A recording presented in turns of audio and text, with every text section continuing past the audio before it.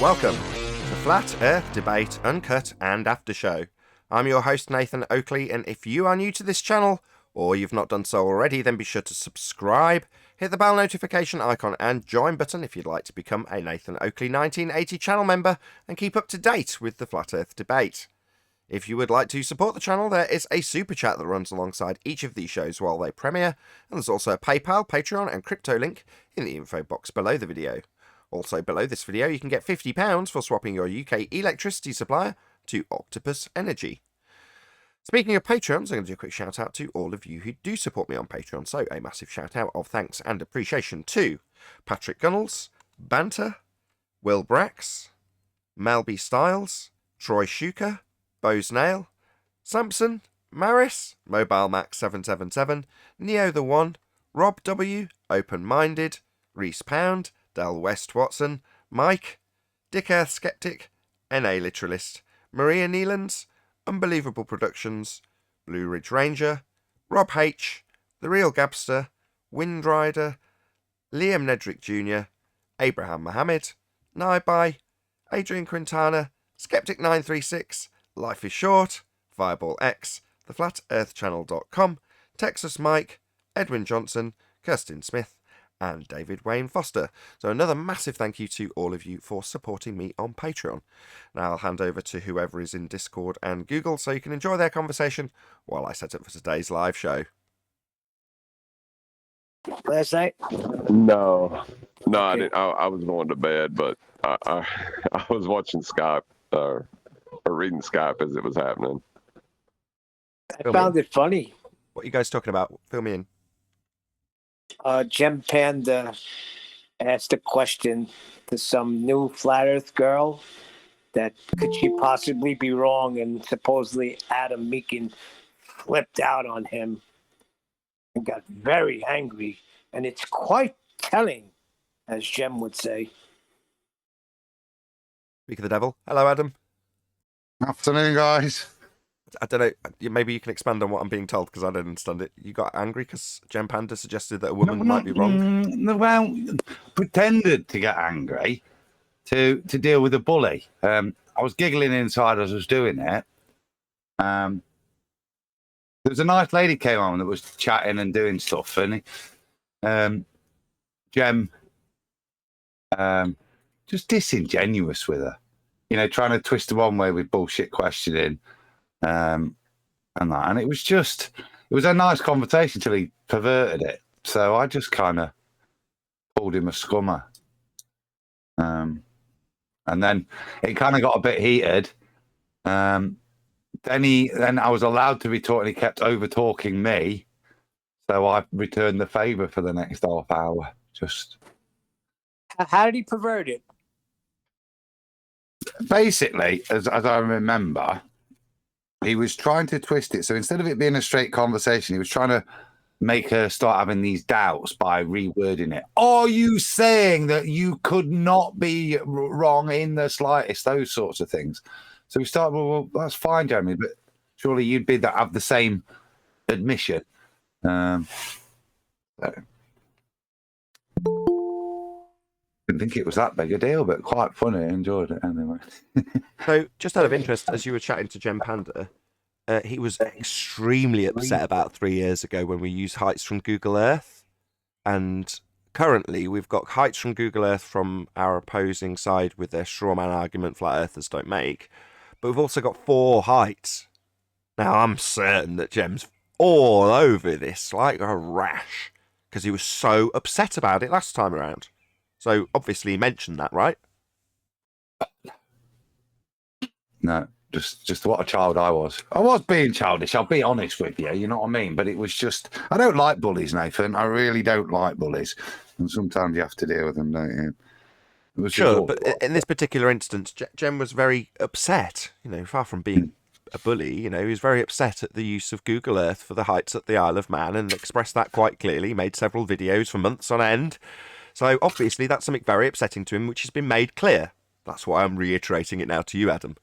Obviously, if he's very upset that Google Earth heights are used at the Isle of Man, he's obviously going to be equally upset when Google Earth heights, flat Earth representation, elevation profiles are used in the same manner For Black Swan. That might explain his mood then. Maybe somebody's so going to get to frustrated. He him. just can't get a guaranteed observer height, and it is very important to quote him. So. Was Jim? Somebody's going to get to him. Was Jim asking for certainty? Is that what he was asking for? Yeah. He doesn't believe in certainty. He said he was certain that certainty didn't exist. That's right. I remember you said that.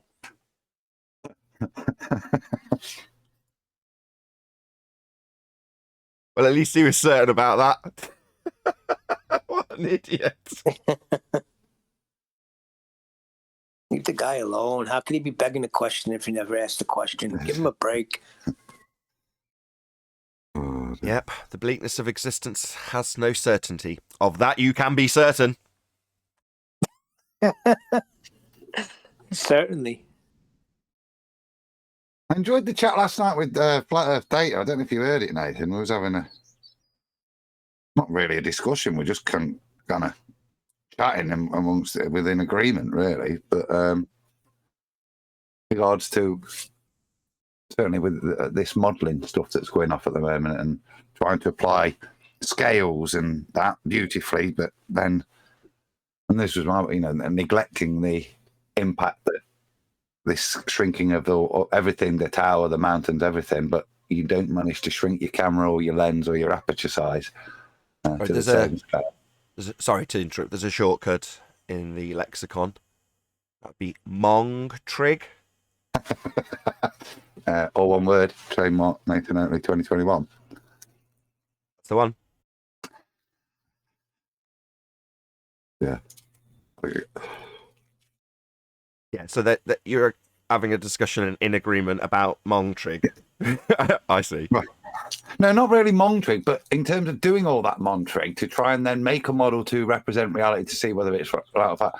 The simple fact that if we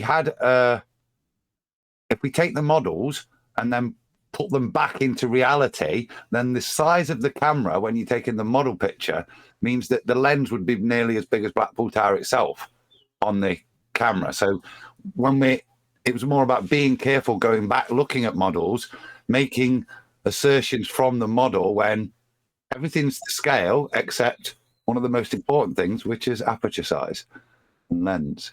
Well, not really. I mean, as much as you might discuss the whys and wherefores of the Mong Trig and the processes that are associated with it, and say that, well, in Muppet Vision, when you're doing your Mong Trig, it's like, hold on, you're taking a model and having to apply Mong Trig to incorporate perspective into it. Why isn't it just drop in the model?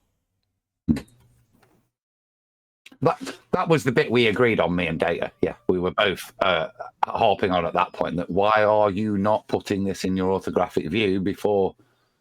Yeah, even if you're going to build a straw man, your straw man's not even correct by your own standards. It doesn't represent what you're saying the Earth looks like.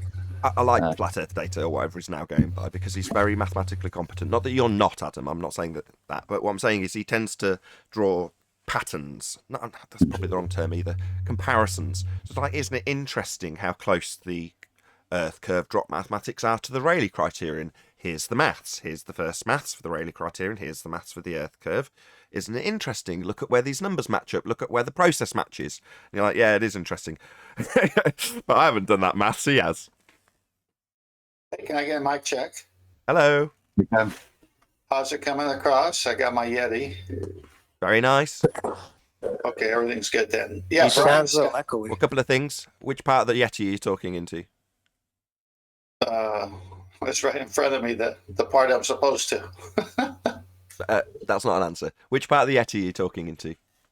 The front side. The side of it, the front of it. So the top of it, the domey part's pointing to the ceiling and you're talking to the side of it.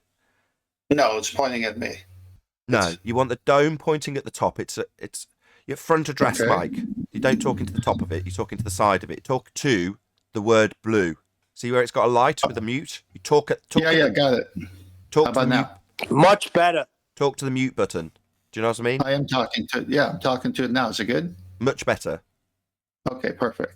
All right. So Brian said on your last release video, if I'm correct, they're trying to do geometry on refraction. Well, that's because they have an absence of the actual geometric horizon, right? Correct. That's what you guys are talking about. Trigonometry. Trigonometry? Excellent. Oh, 10 starting early. That beats Euclid and me. No, it doesn't. It's trigonometry. Euclid me. Oh, we combine it now. Oh, You combine it. You would actually put Euclid and me before the trigonometry. Euclid me? Trigonometry. Boy, Flat Earth is a clever boy.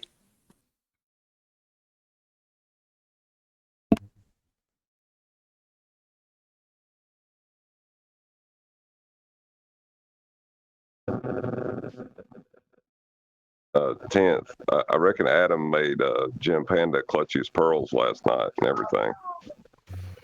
Yeah, I saw that in the chat there. Well, like I put in chat, you can't get pearls without some irritation. But just think about it. They're getting this is what they got now. They have nothing. Well, they've never had anything. The geometric horizon is a thought experiment. It's never been seen. It's never been measured. Just the last release Nathan had with Rumpus, my goodness. He's contradicting himself left and right about it. He says, yeah, I had to show it to you, but you can't see it. I mean, it's like, what? Yeah, I do a straight line, but you can't draw a straight line to it. What? I mean, these guys need help. Yeah, it just happens to be on screen at the moment. So he's like, no, I don't require a straight line to do this geometry. Like, why did you do it at the Isle of Man then? Because I needed a straight line to show you the geometry. That's because we're all too stupid to understand. Well, that's just You have to dumb things down. Serious mental issues there. When you have to lie to yourself so much, you sound that way. Contradict yourself, you don't even know it. Oh, he knew it all right. You could hear it in his voice. No, he doesn't. He doesn't want to know it. We knew it. No, his voice was cracking, Tenth. It's getting real high pitch. Yeah, I know when Rumpus's balls are in a vice. I'll give you a perfect example. A guy yesterday, he just wanted to go right into the experiment. He didn't want to hear anything Nathan had to say. I mean, it's a joke. Zealots chanting just chews up time, going through the same thing, actually going through the same thing 20 times. All I've got to do with Rumpus now is point out, should I do it 20 times? Should I do it 20 times? Looks really bad. I don't have to say that, it's implied. But after about the third attempt, he'll address it. With the fundies, they're happy to chant all day. Literally, they'll chant indefinitely. But if you would just give him 10 more seconds, Nathan, he could explain everything. Somebody, I can't remember who, I think it was someone from the panel that left a comment, pointed that out. And it never dawned on me. That's always their comeback. We didn't get enough time. I was cut off. I was stopped from making the full argument. Had I have had that opportunity to make the full argument. It's like, no, what actually happened was the moment you made a fallacious argument, it was pointed out immediately. You didn't get the opportunity to continue with the just so story and the farcical, whimsical route that you were planning on taking after begging the question for an example. You just get told, no, that's begging the question. Here's why. Oh, well, I didn't get to make the full argument. It's like, who cares? Your argument's void at this point. And it was with that guy. He claimed science. Well, I've got science after being humiliatingly fallacious in terms of his argument structure. Pointed out to him. And he's like, well, it's science. No, you've just had it all pointed out as fallacy. And now you're going to have the outrage to call it science. I got very cross with him. Pointed out why it wasn't science. And then 20 attempts later, he literally still said, yeah, no, I still think it's science, though. It's just bonkers. That's what global belief does to you, man. That kind of mental processing is incredibly painful. Yeah, it has to be. Well, you remember what the guy said yesterday at the end? You're an idiot, Nathan. You don't understand science. Rage quit. No, but I think he was, I have to listen to it again, but he came to catch you in the trap or something. He said, I'm here to do something to you. He was never, genuine about what he was talking about. Oh, that's much more base. He just wants to call us stupid. He's got what he thinks is a great little argument, and he's got it all planned out that he's going to get to the end of it and laugh at me. Now, the fact that it's got several fallacies in the first sentence or first breath or first word in some instances doesn't matter to them. They just get annoyed that I stop them. Well, that's begging the question. Why are you making the rest of the argument? The rest of the argument's not necessary if you've already used the fallacy at the beginning of it. Go ahead. I think he said Nathan's an idiot and he doesn't know science. Bye. Yeah, after demonstrating why what he had claimed isn't science 20 times. Literally.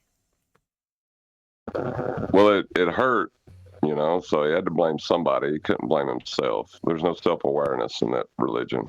Yeah, I took apart a claim of science. He didn't like it. Therefore, it's not that I've taken apart the claim of science with his own words and his own agreement, handheld to do so.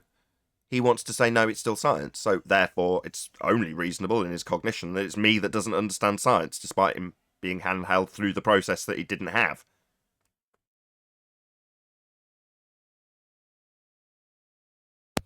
If there was a geometric horizon, wouldn't we all see it? We would have to see it. That's their claim in the first instance.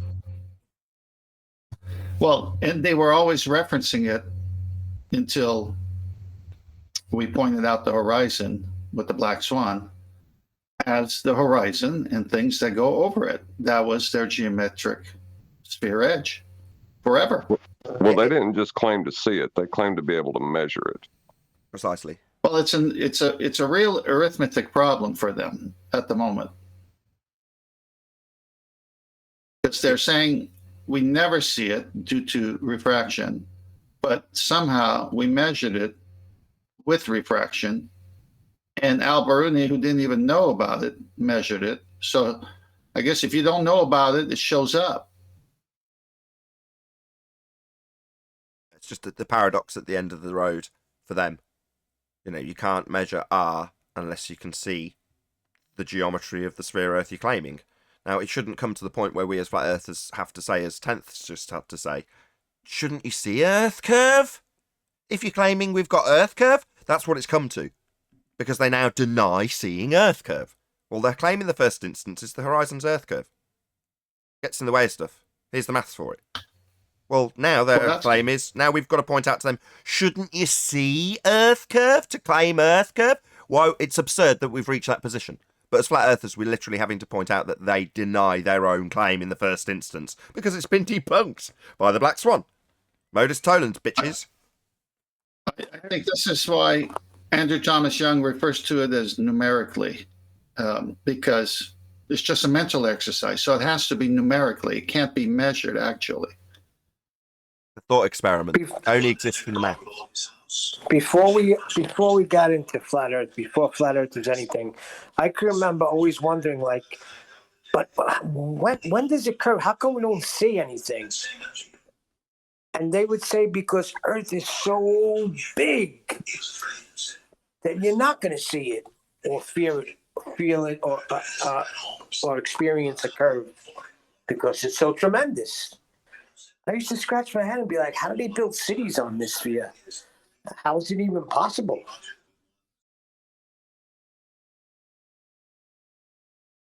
Well, if you were an ant 2 millimeters off this beach ball and then slapped the beach ball. Yes. That's his best magic trick. I'd agree with you. We're not giving credence to 20 miles of flat and then the curve starts, are we? Before we get into that, though, I'd agree with Neil. I think that's one of his best magic tricks. Because what it does is it allows flat earthers to say, look, Neil deGrasse Tyson saying that stuff is flat, right? And they miss that in that instant they've accepted his reification of the ball with its geometric horizon obscuring your view of things in the distance, right? You can't see Earth curve from 2 millimeters above this beach ball, right? Well, what's he talking about? The curve of the sphere, the geometric edge that you'd have as an ant 2 millimeters above the beach ball. Well, that's saying that the horizon in the instance of the ant is a geometric sphere edge horizon for the ant. And therefore, your horizon is also the same, a geometric sphere edge like the ant's got. Well, he doesn't say that, it's implied. But he gets affirmation from both flat earthers and globers in that reification of the horizon as a physical limitation to your view. And whether or not it will bend. Will it be bent At this altitude, no, that stuff is flat. Well, the flat earthers rejoice. No. You're now going along with his narrative that it's a physical edge for boats to go over in the globe model. What's that you say? You don't like me using the word edge? Yeah, I bet you don't. Because we've debunked it with the Black Swan. You haven't got an edge to block boats and buildings with the maths you claim.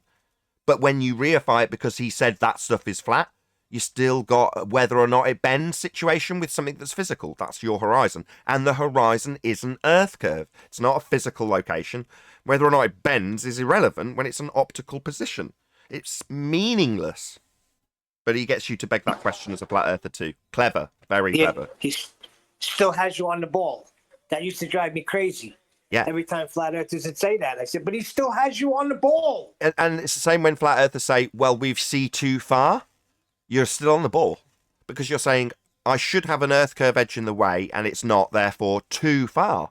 It's like, well, you're still reifying a sphere edge that should get in the way and justifying why it doesn't, and saying your justification for why the ball Earth doesn't get in the way is a proof of flat Earth. But you're 3 steps along the begging the question fallacy of something getting in the way when you say something's seen too far.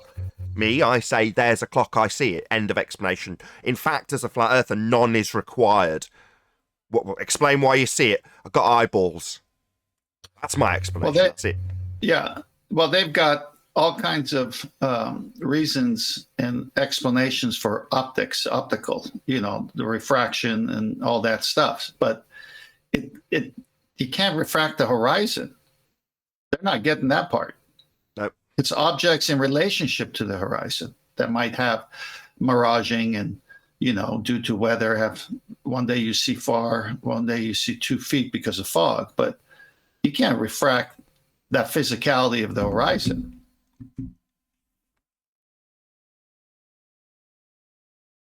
How come they don't see that? Well, they're taking their measurement that they're going to do their calculations from, and then they're using their calculations to void their measurement. Correct. It's a paradox. That's correct.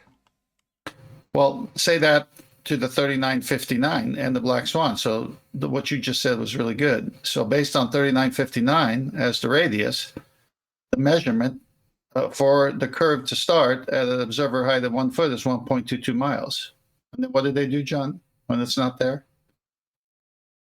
Well, then they use the calculation to void the measurement that they use to make the calculation, and it just keeps on going in a circle. And then they're stuck in a paradox.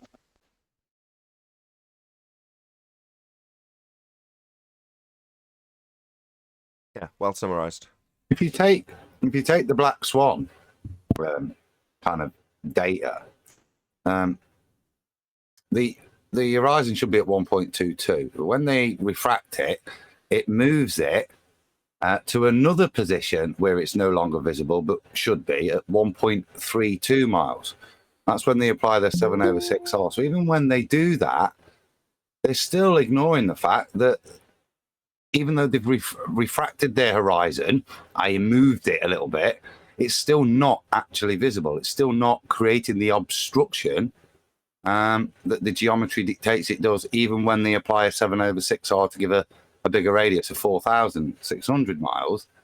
It should still physically be there, shouldn't it? Even though they're saying it has been refracted, it should still offer that Sagitta, that physical obstruction, even if it's not in the geometric place. But it's still not bloody visible. It's still their actual refracted horizon is still invisible because it's not the horizon. The horizon is. And you can put another caveat to that, Adam, because Andrew Thomas Young says all his refraction studies, calculations actually were done on a plane. And then if you want to see how it works on a sphere, we have to do geometric consideration. So they are only fooling themselves between the 2 measurements and then that statement that all the refraction calculations was based on a plane.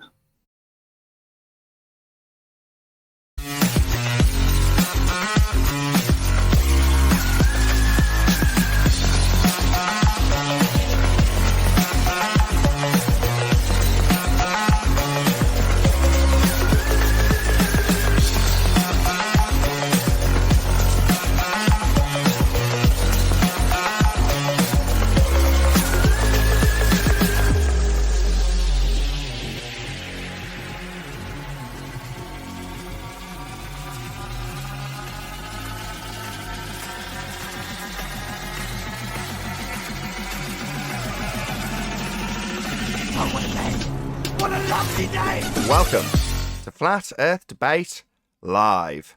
I'm your host, Nathan Oakley, and if you are new to this channel, or you've not done so already, then be sure to subscribe, hit the bell notification icon and join button if you'd like to become a Nathan Oakley 1980 channel member and keep up to date with the Flat Earth debate.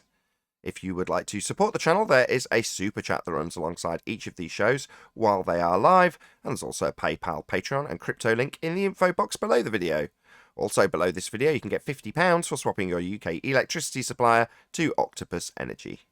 Most importantly, if you'd like to join the discussion, simply mute the page you are currently watching, then click the link in the info box below this video to join the panel and express your views on the nature of Earth. If you do join, please don't swear. If you do, you'll be ejected, and if you are, please don't try to rejoin the stream using sock accounts. You'll be warmly welcome back on the next stream. Please also share the show on social media. Sharing the show obviously increases the live audience, but this in turn increases the chances of a more diverse panel, so please share the show on Facebook and Twitter. One last time, if you're new to the channel or you've not done so already, then be sure to subscribe, hit the bell notification icon and join button to keep up to date with the Flat Earth debate.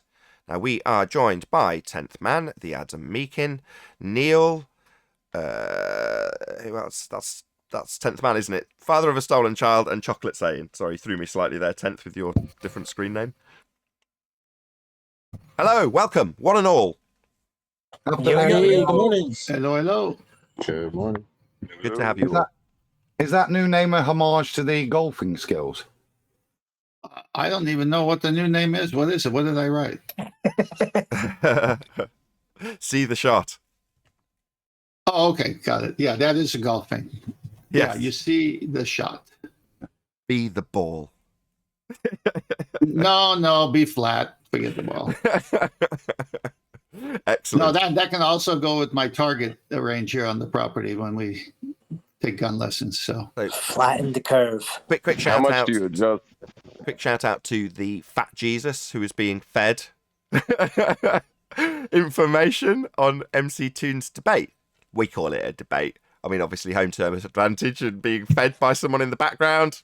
It seems very unfair and that they should win, given that they've got the mainstream rhetoric on their side, home turf advantage, and somebody feeding the person who's defending the globe. You'd expect them to win. They didn't. 1.25, Nathan. 1.25. His name is not And then the MC. flat earther had to help the guy with the math of his own globe. He's under pressure in that regard. I'm just saying they should have won the overall debate. I'm not going to do what I criticised yesterday by focusing on some faux power of a mathematical nature. Don't get me wrong, I've effed up plenty of times when it comes to mathematics under pressure. Sometimes when I'm under no pressure, you should make a faux pas. So while it might be interesting to focus on him as an individual processing something whilst on a live debate, I'm more interested in the fact that he didn't win any of the points at all. You know, it doesn't matter how slowly you process the maths of 1.22 times the square root of the observer's height and feet when you're at 1 foot observer height. Yes, it's basic maths. It doesn't matter. The point is the argument and its points weren't overcome by the globe side with every bit of advantage they could have had, even being fed from the background on the sly, which is pathetic, by the way, fat Jesus. hey, by the way, Nathan, the average golfer would be happy with 4 pars. 4 pars. So 4 pars. Oh boy. Anyway, excellent stuff. It's just this is the second time it's happened. Got the Geo Whisperer that Anthony caught last time. And then we've got this particular instance with Fat Jesus. And when he came over here, I've recently acoustically treated the room, and he came over on the way back from somewhere, Anthony did, and sat and listened. And he's like, I don't know, it could do with a bit more bass. And I was slightly offended. I'm like, I've just spent loads of time and effort treating this. What do you mean it's a bit of bass like? So I did a quick measurement, and he was absolutely right. I was like, you bastard, got a really good ear. But he has got a very good ear, and he catches these things. So he's caught this whispering in the background, gone on to his editing software, amplified it by 400%, and there it is in the background, him being fed the answers. It's like, you're on the bloody globe side. It's supposed to be agreed upon by the majority of the Western world. Yet you need help against a flat earther. Oh, how telling. Sad. It's actually very sad. Let's do a bit of housekeeping. Any evidence of a physical geometric sphere edge horizon, formerly known as Earth curve? No such zip code exists. Any sign of a horizon address? Any signs of that? It's not that it Yeah. don't exist; it's that it changes every day. In the globe model, there is an address for the That's horizon. not a very good. That's correct. Say that again, address. John. That's correct. John's got it correct. There is a postcode, if you will, by analogy, for the geometric horizon in the Earth curve maths. There's absolutely a designated physical location for it. It's got to be a physical designated location. They're claiming that's the proof we're on a sphere. So yeah, they claim it's got a postcode, like a hill, right? A hill would be getting in the way of things that's behind the hill if you're looking at the hill.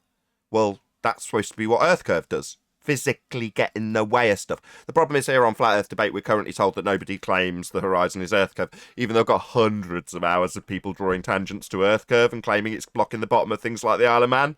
It's pathetic. It's been debunked by the Black Swan, so they have to tell us nobody claims Earth curve is the horizon anymore, even though it's the fundamental premise of being on a sphere.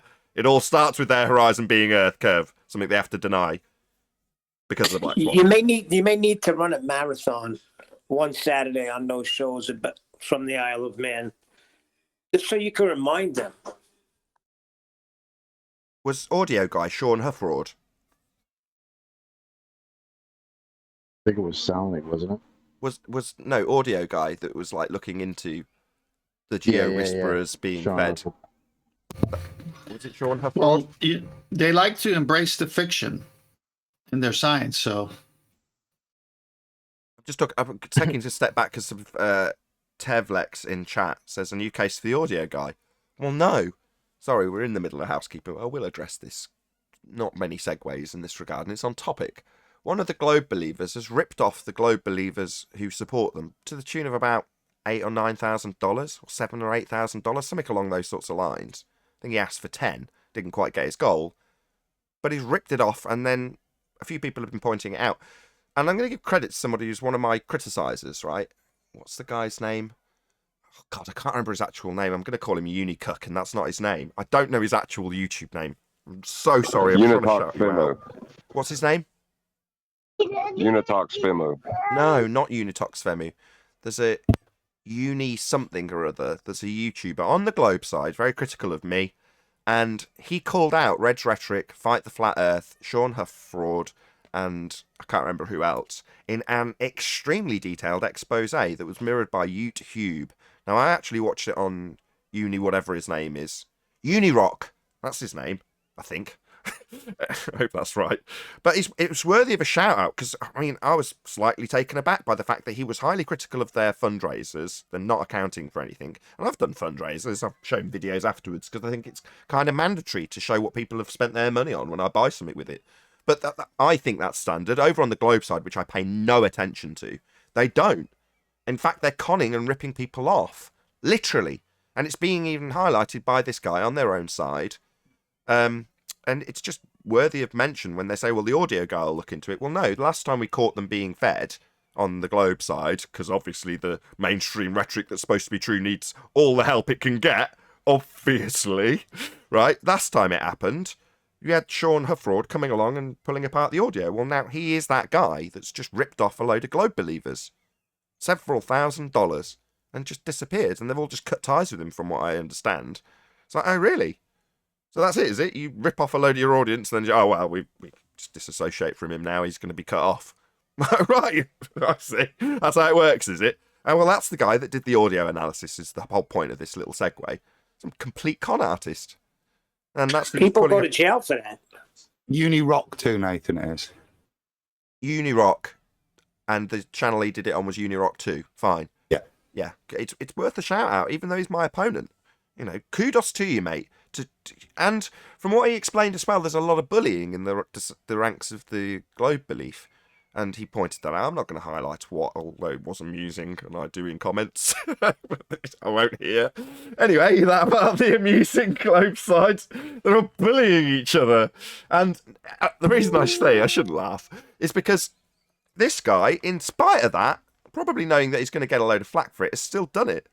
And you think, well, my hat's off to you, you know, the fact that you've taken time to expose all this information and explain how you've tried to appeal to them and their audiences and failed, and just lay it all out there. You're like, man, you've opened yourself up to a lot of bullying and harassment from your own side, and it sounds like they're absolutely brutal.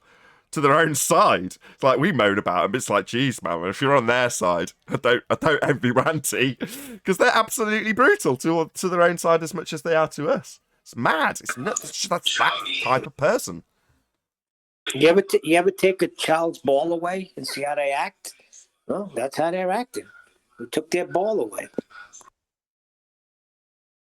But it's a human personality condition. When people say it's baller behaviour, I'm like, well, no.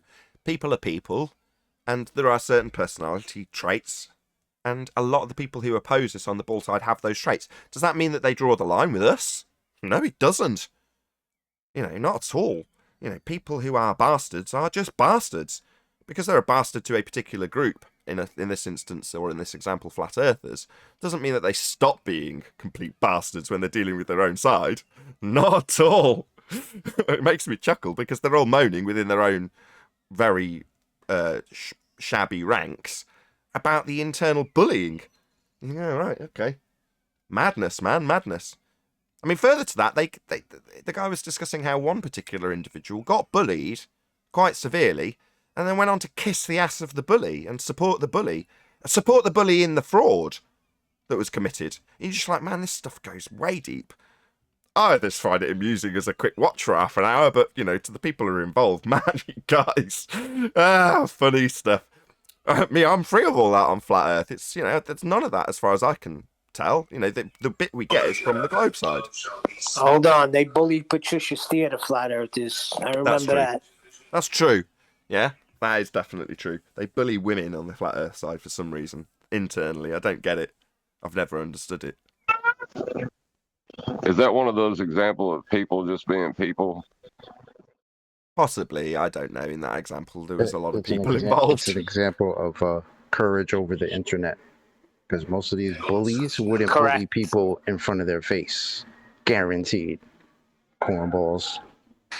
Yeah, Rumpus told me he was over 6 feet tall and he could kick my ass. Yeah, I'd love to see that. But who cares?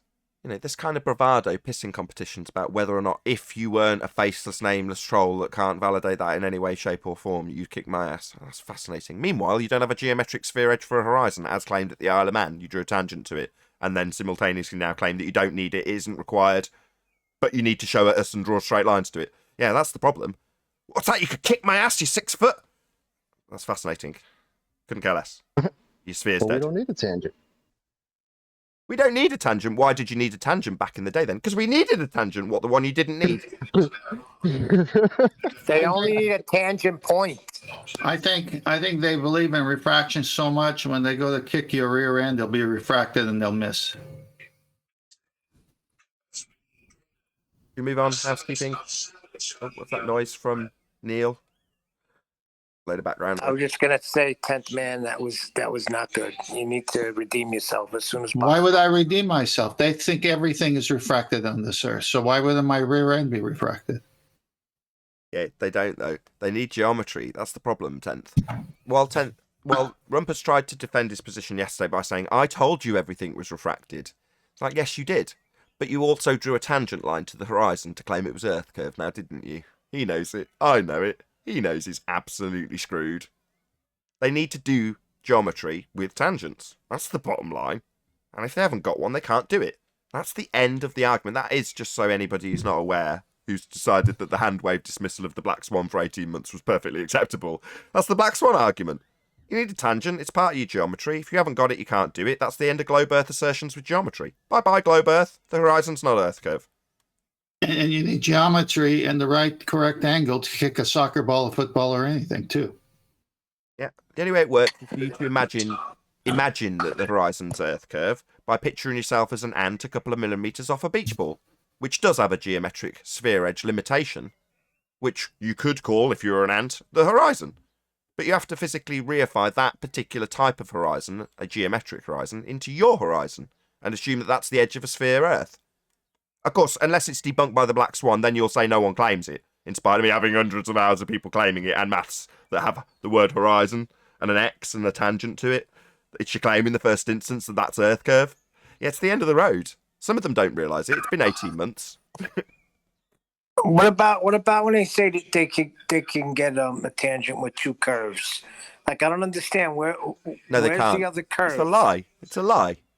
It's a lie to try and trick you with maths that presumably you don't understand, Neil, without being rude.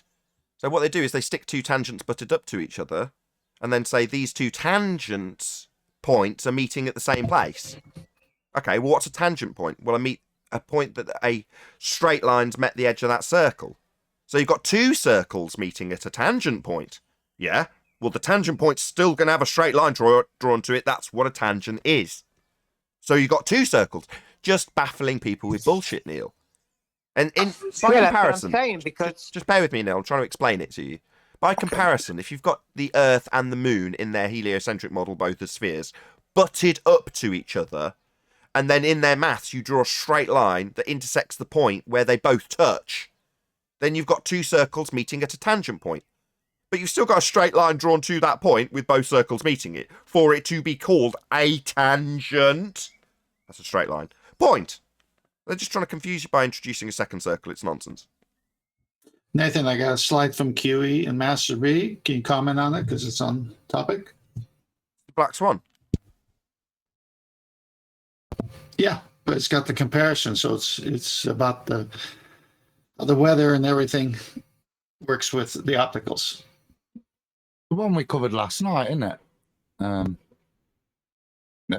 They throw that picture B at QE and say, "Ha, see," not knowing that picture B is just as much a black swan because that horizon, if you're going to make it geometric, still sits at 6.4 miles. I think, is it 6.2 miles, right at the base of the thing? So it's still a black swan because it's, in this time, it's only just over 6 times what the, just under 6 times what the geometric constraint says where it would be.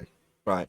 So this was a day 2 argument, right, from anybody who thought they had a good handle on what we were arguing with Modus Tollens. They presented this. Look, I assume that the physical sphere edge horizon is blocking the left-hand oil platform and some of the right-hand oil platform. There you go. I've debunked your black swan. No. The argument structure is about the geometric limitations of your sphere radius 3959 and where those geometric limitations would lay.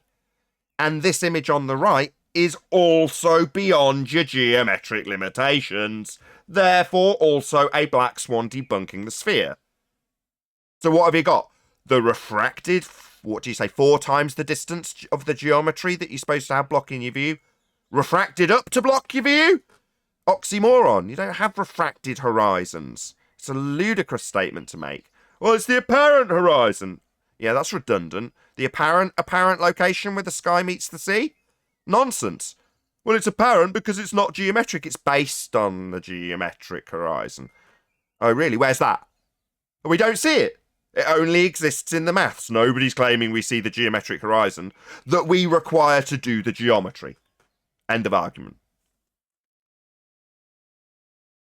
Yeah, it's weird. Their response is to claim that their measurements are void. I don't know why you would do that. Because you don't know what you're talking about.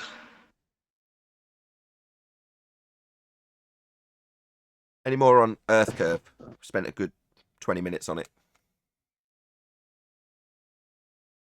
20 minutes on something that you can't find anywhere, and that's not. There's no Earth curve, so let's move on. It's 20 minutes on something you can't find, and they base everything on it. Distances to luminaries to whatever. That's the crazy part. But it's okay that you can't find it because you wouldn't expect to find it. So because you don't expect to, you don't have to worry about it. Yeah, that's Yeah, because we have an atmosphere. What are you doing? Look at stop, Adam. Just went in the sarcasm. I've got to correct it. No, that's trench rhetoric from their side. Well, no, you would expect to see it. It's claimed to be Earth curve, Adam.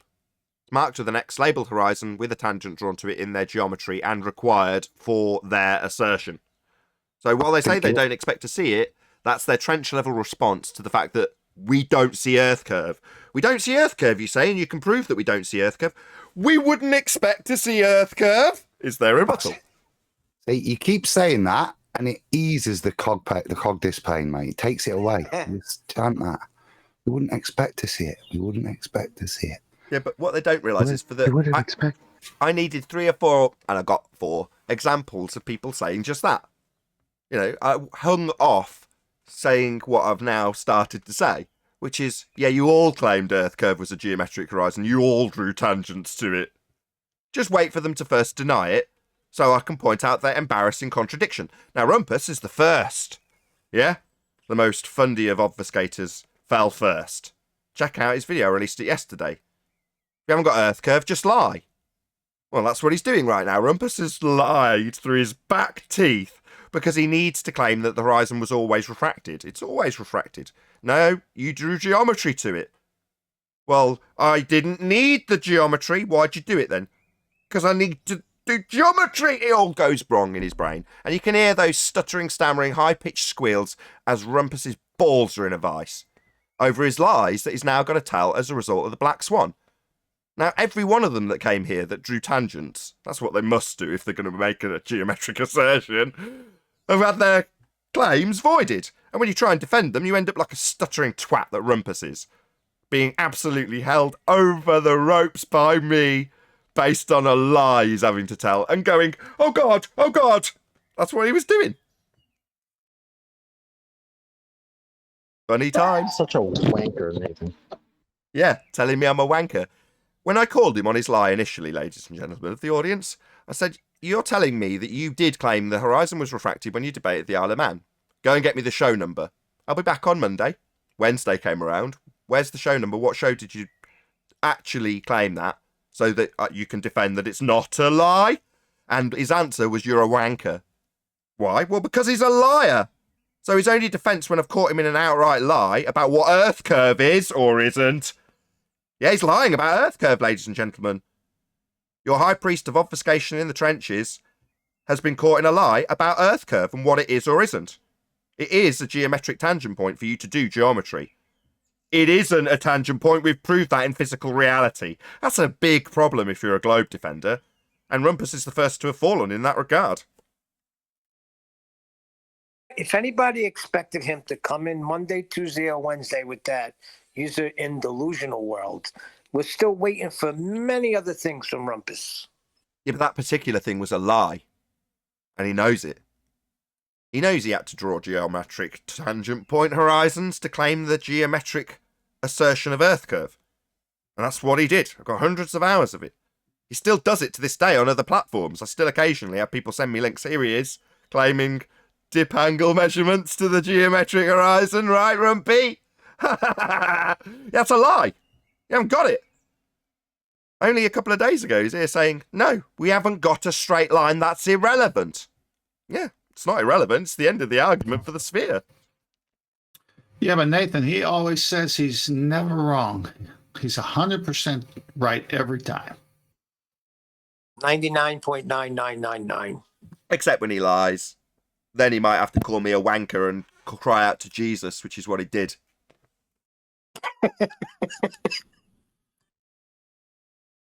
Right, let's move on. Let's actually move on. Any evidence of axial rotation of the Earth-based variety? That's just ridiculous. What is it? Question number 1. Well, 10th probably had to account for it when he was playing golf, right, 10th? Good one. No, because you can fade the ball or draw the ball in your swing. But the course was the course wasn't moving in front of us, so we didn't have to aim to the right so the Earth could catch up. No, we didn't do that.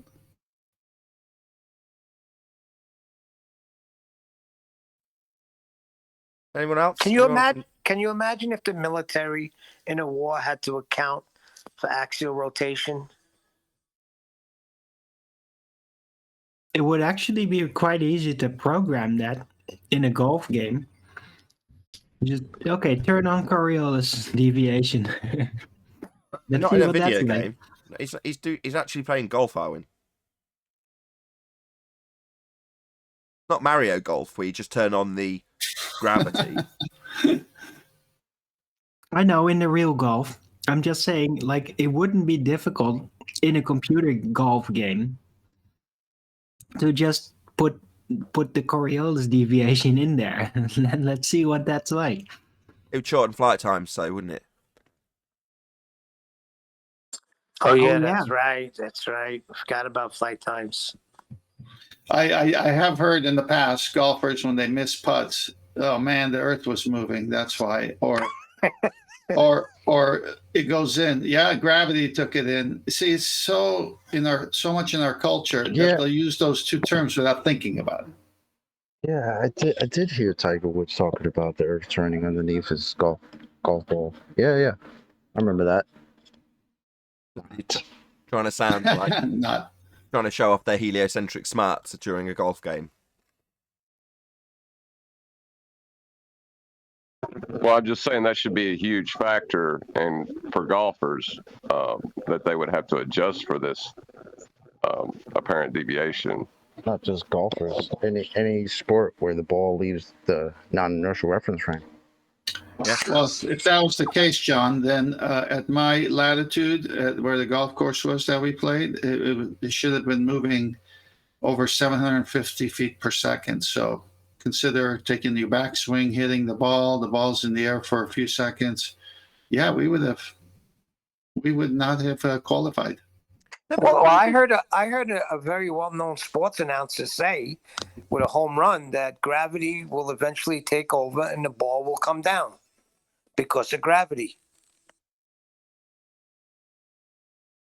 What's gravity? Yeah. No, that's my point. It's so ingrained in our culture that people refer with those heliocentric terms, but then when you question them, what geometric horizon? What non-force force? I mean, they don't even know it's outdated. That's true. They don't even know it. You're right. Let's cover that. Any scientific evidence of gravity? What is gravity? What's that? Bending of pseudo-Riemannian force space caused by the uneven distribution of mass in Einsteinian mathematics. So if I would have said to that I heard announcer, the word pseudo. yeah, if I would have said to that announcer that ball came down because of bending of space-time, he would have been lost, correct? Well, you'd be wrong, because that is not an effect you see in reality. It's a description in mathematics. Either that, or he would have been enthralled by your scientific genius just by using the words. Well, isn't the trench rhetoric that it creates an emergent force that draws the center of M1 to the center of M2? Right, that's right. The not actual force of gravity causes the emergent force of gravity. Fight the tight shirt. Chocolate had Fight the Flat Earth Over a Barrel on exactly that. It was priceless. That was a classic one. Right, they just want gravity to be a force and a non-force at the same time. You can think of it as a force, Arwin.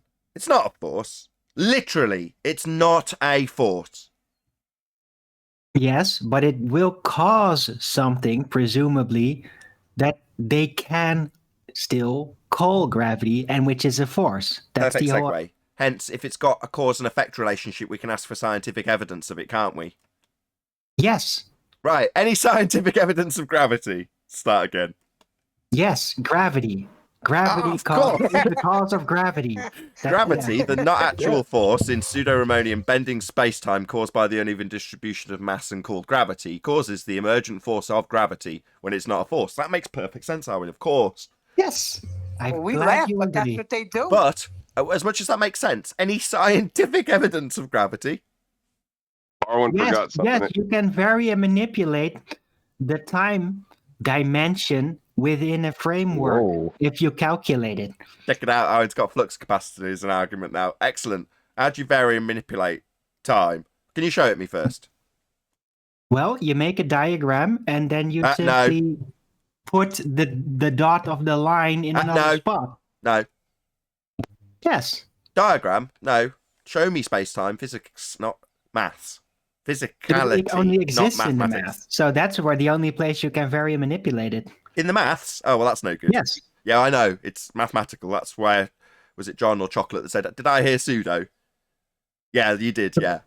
Only in the maths. No, but, Yep. oh, but hold on. The result is still altered in the real world with the force of gravity. It's just the only way to very manipulate it is by bending space-time in the concept. I see. Just one more time. It's not a force. Literally, it's not a force. I mean, you can think of it as a force. I give you my permission. You can also think of Volvos as chickens. You can. Cool. That was the Right, best but Not part. a force. I know, but it it's still not even an causes the it. force, and you can very manipulate the concept that causes the force within math in order to establish an independent variable for gravity. Concepts don't cause forces. That's ludicrous. So you have a You can, how? Why not? But why don't concepts cause forces? I don't know. If I conceptualize a digger, can I dig up my lawn with it? Maybe. Depends Okay, on what let's you're try gonna real loud. conceptualize. Everyone in the audience with me now. Or hold on to your crystal balls. Put your hood up.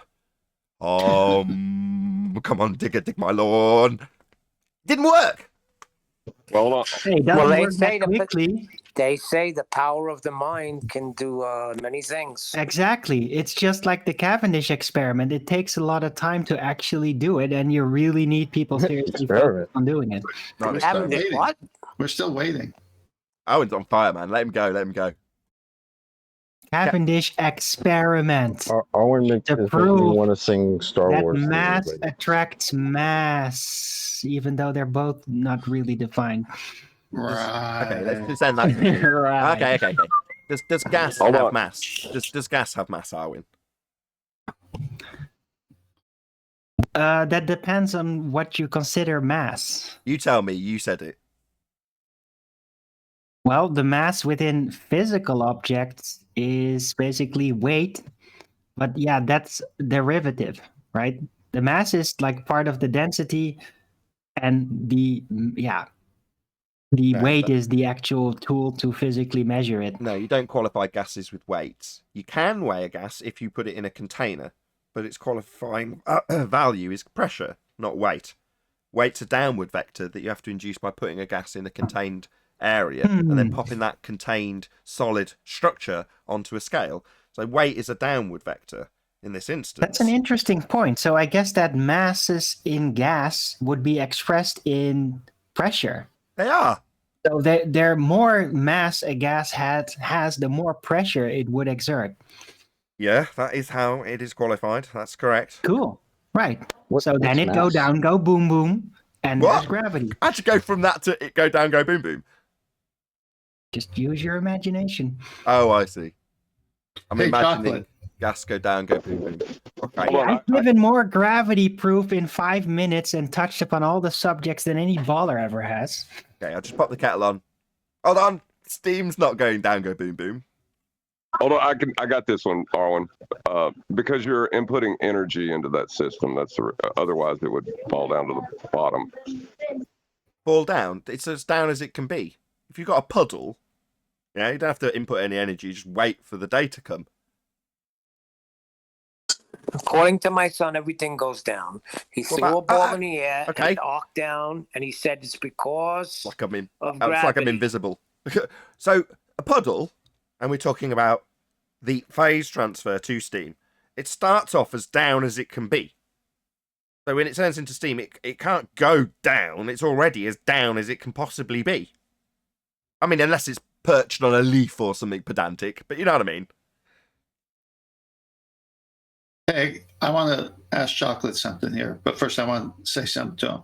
So Fight the Flat Earth had George Muser on his show, his turf. They're pretty much the subject matter expert. And what happened to Fight the Flat Earth, Chocolate?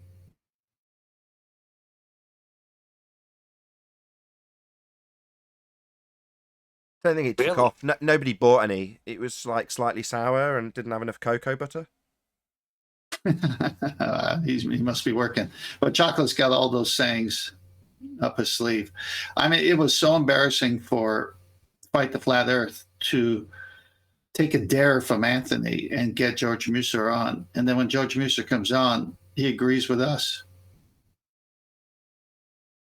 I think Chocolate would call it snatching your own wig. Yes, he would. Just so people are aware, if they're not already in the audience, the things I've been saying are quotes from George Musa. For example, literally, it's not a force. That's a quote from George Musa, Scientific American. 2, Craig, fight the flat earth.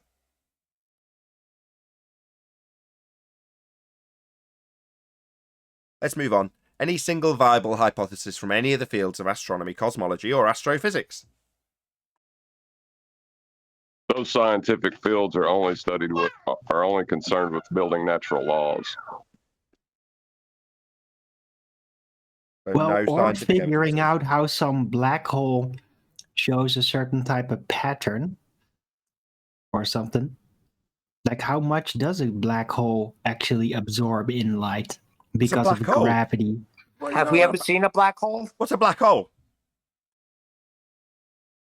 It's a thing that we're unsure of that has so much mass that it starts to basically pull light away. What's mass? Yeah. It's measured in weight. What? No, we've already covered this.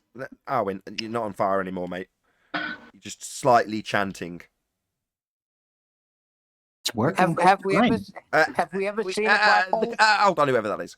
The concise argument I can deal with. I love it, Arwin. You know, I'm going to encourage that. But when it gets to you chanting, we've literally just covered mass attracting mass. Yeah. There's certain things that the fundies use as tactics that I'll allow in devil's advocate approach that you're using. Others I won't.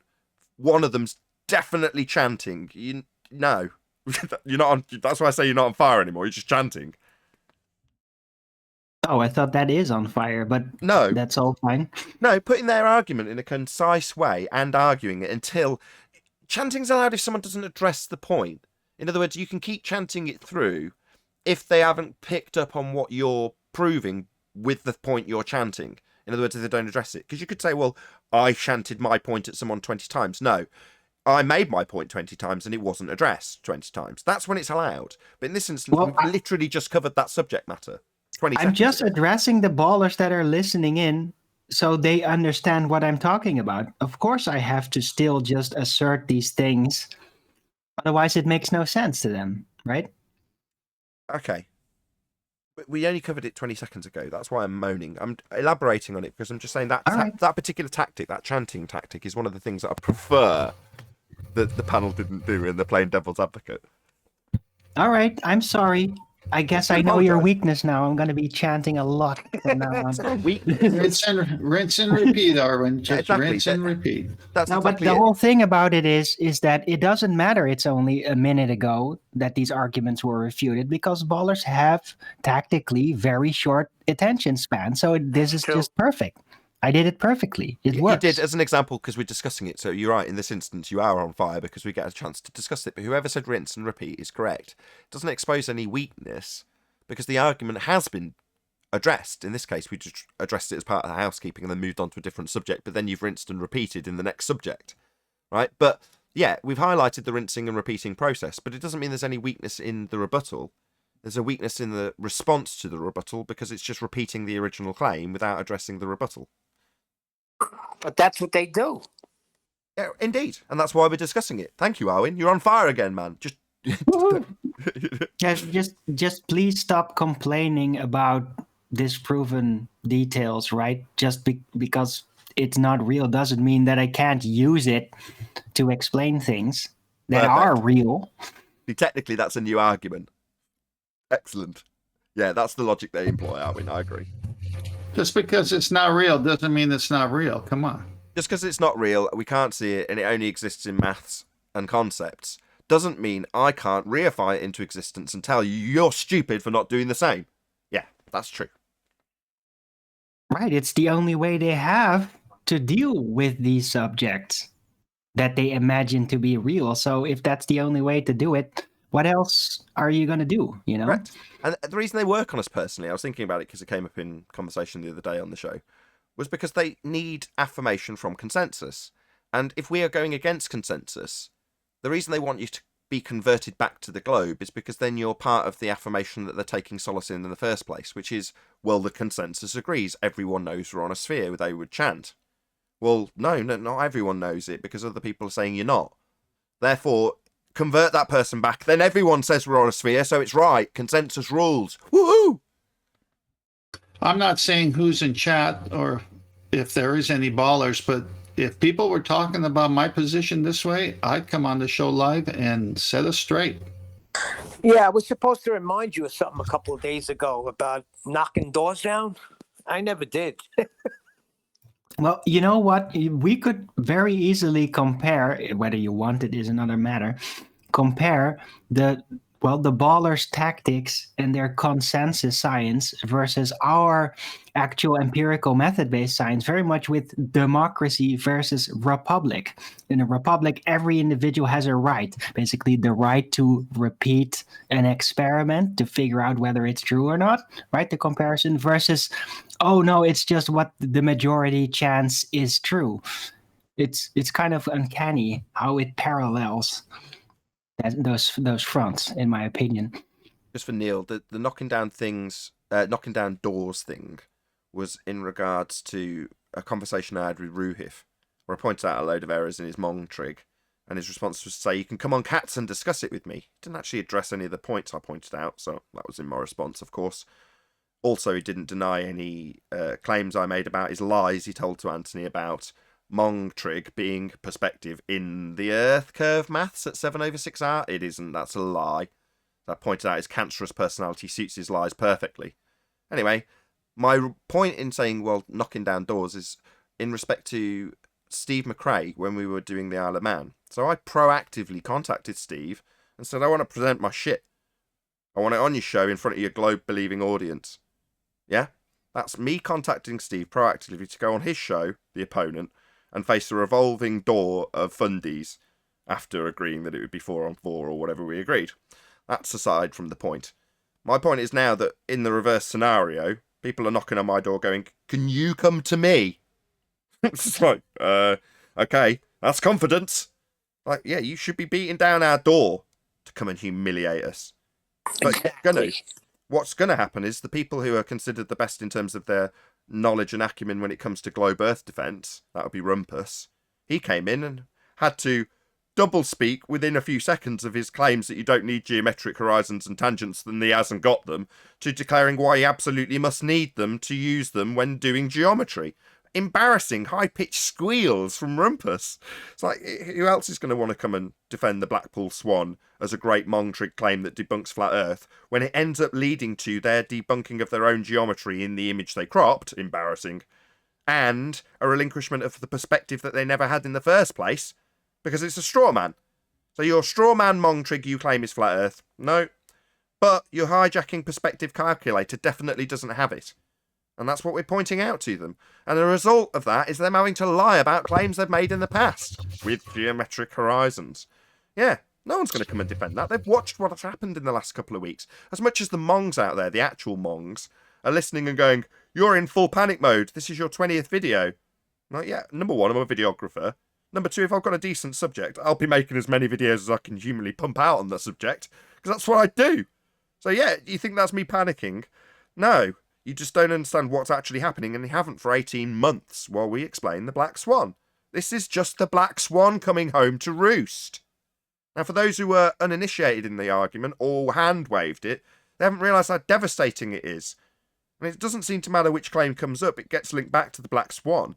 More and more as time goes by, we realise that the lack of Earth curve demolishes a lot of arguments. And that's what the Black Swan does, it debunks Earth curve. There's no two ways about it. So what do you think is going to happen when they come and try and defend this horse crap straw man that we don't claim in terms of perspective they say is actually Mong trig that they're doing and debunking, only really so that they can acquire angular sizes without it being a curved surface beneath them to do it. So then they can make a claim outside of the curve maths. It's like, well, we've got a long established history with curve maths and drawing tangents we've debunked. Why would you want to segue away and not talk about the geometric horizon? Well, we know why, because they've had it debunked by us 18 months ago. Earth curve's dead. That's why it's quiet from the fundy side. What are they going to do? They come here and watch Rumpus get humiliated by me. Well, like the guy yesterday, and this is true of all ballers, they assume their outcome from the get-go, the very thing that they're trying to prove. And you catch them every time when they do it. What, like when he was told he was presupposing, he was like, yeah. Let me explain. He has to be like, no, that's bad. You don't want to make an argument with fallacious reasoning. But why would you want to do that? You don't even realize you're doing it. Well, all globe proofs begin with the presupposition of R. You know, of course. And if you don't have R, you don't have any globe claims. Yep. And before we officially debunked R, one of the things that John has told me in the past, sorry to speak on your behalf, was that it really got under his skin when I used to say, in R you trust. Because so long as he had that presupposition and the assumption it could be measured, R values were acceptable to beg the question thereof when making an argument for John. So me saying in R you trust, presumably you understood that me pointing out it's a presupposition. You're like, yeah, but we can measure it with geometry, right? Yes, that was the belief at the time. Yeah, we no longer say in R you trust because of your presuppositional use of it in every argument. We don't say it because we've debunked it now. Now we say Black Swan. Yeah, now I can say what are. I will plug my own video again. Go and check out Rumpus getting absolutely bent over and lying through his back teeth about the requirement for geometric tangent points, as claimed for hundreds of hours at the Isle of Man discussion. Brilliant stuff. And that's where it's... Be careful. He's 6'2". The best part was when you played kind of like with the we don't. Like the best part was when you flipped it and you had him saying, yeah, we don't have a geometric tangent. We don't have a tangent. Oh, but we do have a tangent. Yeah, that was shortly after the Black Swan's first release. So we don't have a geometric tangent. No, we can't see it. Yes, we do. We do have a geometric tangent. We use it to do geometry. It's in the maths. That was initially after the Black Swan came out, when Rumpus was held to task. Now it's moved on a step, and it's like, okay, we've got an argument that uses Mong trig to assert perspective, to then burn it as a straw man and claim it's proving a globe Earth without the maths. Well, you've got a tower, and the Isle of Man is behind that tower. And formerly, that exact island was claimed to have a geometric horizon getting in the way that you want to shy away from and literally lay down in some rules that we can't even talk about it. This is Earth curve we're talking about here.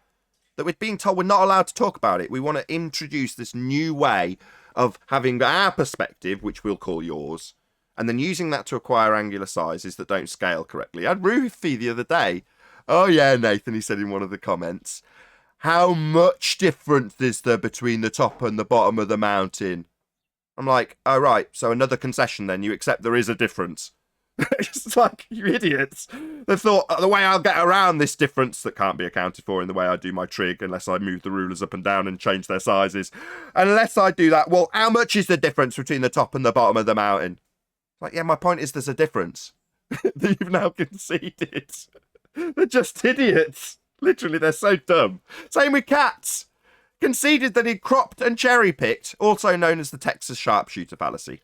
So you got a guy, he's got a gun, shoots at the barn door, bang, bang, bang, bang, bang, bang, bang.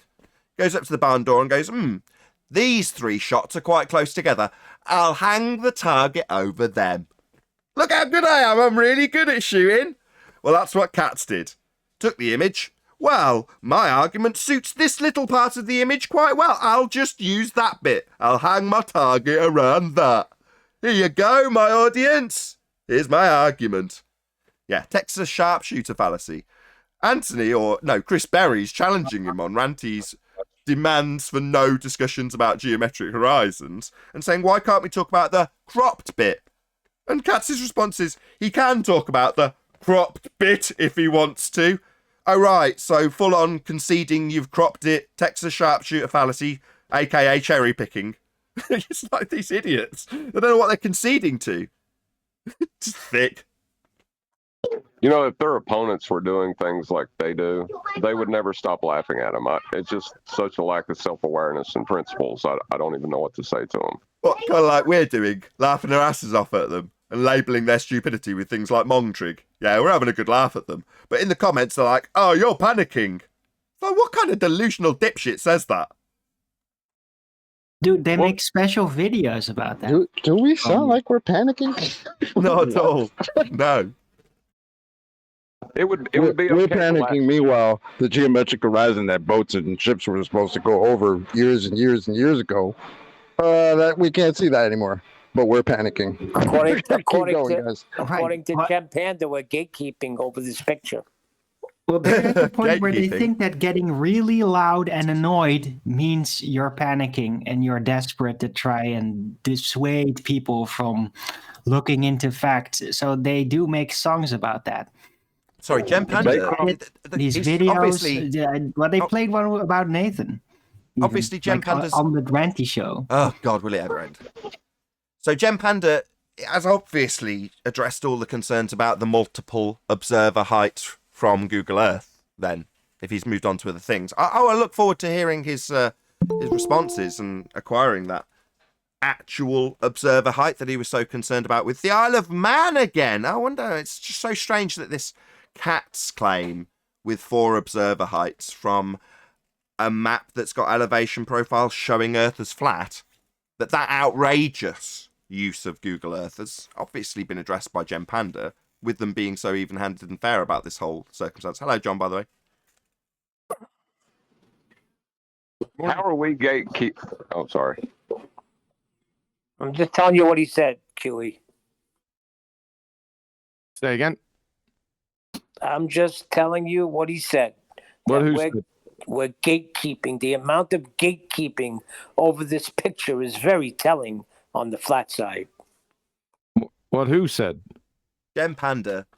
I'm pointing out that Jem Panda's obviously on the case when it comes to the observer heights. He was very upset during the Isle of Man that we used Google Earth, or Anthony used Google Earth. Just went to it and got the heights. That's an outrage. And Jem was keen to point that out. Now we've got 4 observer heights, 2 of which have come from the very people claiming it, both from Google Earth, as I understand it. And I'm saying, well, Jem's obviously outraged. He was very upset last time. I'm sure he will be this time. But apparently we're gatekeeping. Outraged. Oh, my. Time to get scared. He wasn't begging the question. He didn't ask a question. What a dumpster fire. Oh, my goodness. That guy is so stupid. He's got a special wing on the Numpty clips. Just wait till Monday with that photo. Are you certain? How's the skank beard affair going? I gave him a shout out as soon as we opened the live show. Oh, might as well. We're getting close to the end of the live show. Don't tune out and stay tuned if you're watching on an after show. Anyway, what did we call him? Fat Jesus. Being fed. He's got home turf advantage. He's got the entire Western world behind him. And he's up against a flat earther, right? So obviously he's got everything stacked in his favour. And he still required someone in his earphones feeding him the answers. Yeah, it's the skank beard affair. Somebody just wrote me, left lane, this numpty dipshit. He said the audio came from Witzit's mic. What? Oh, you mean the same exact defence we got when it was the Geo-Strieber affair? Geo-Whisperer, as it got labelled. It was claimed to be coming through Anthony's mic. And then we had a fraud who's literally ripped off the globe-believing audience to the tune of several $1,000s, claiming that it had come through Anthony's mic as well when it was Geo-Strieber. Oh, wow. Shit, so interesting. I wonder if we'll have a complete fraud sound guy come along to make that claim. Yeah. Wasn't Witsit the one asking the question? Why would somebody on his side answer his question? That makes no sense. Left lane, you doofus. You're part of the numpty clips too. You guys are some numpty dipshits, man. They have to lie to themselves on such a massive scale when it comes to things like this. It's like he's being fed the answer to a question Witsit's asked. Well, Witsit's getting the answer to his own question fed through that mic. It's obviously him, because flat earthers are really dishonest. No, as I described, they've got every advantage possible in this scenario, and he still needs the answers feeding to him. They're projectors. And then left lane, whoever that is, like that's your cover up for that. It came from Whitson's mic, really? Is that your argument, really? Why don't you come on here and tell us about it? I also pointed out that, John, my stress on this was, as amusing as it is to besmirch the person that's been so fraudulent as to do this, was to say that given all those advantages and the person feeding him, I would have expected him to win the arguments. And he didn't. Forget about his, being under pressure and not doing basic maths. And I said, I'm guilty of that in certain circumstances too. But the argument, regardless of the basic level of maths it wasn't capable during a live show, that's, to me, not that big a deal. What's a bigger deal is you should have won the arguments, right? Well, he didn't. Whitsit absolutely wiped the floor with him. And big shout out, right? Massive shout out to Austin, because that was an annihilation, mate. You did so well. And you had every the deck was stacked completely against him, but obviously now we're exposing that.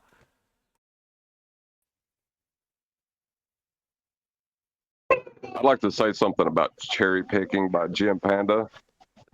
How could it? That's like the most ridiculous thing to say. We're cherry picking when they cropped the photo.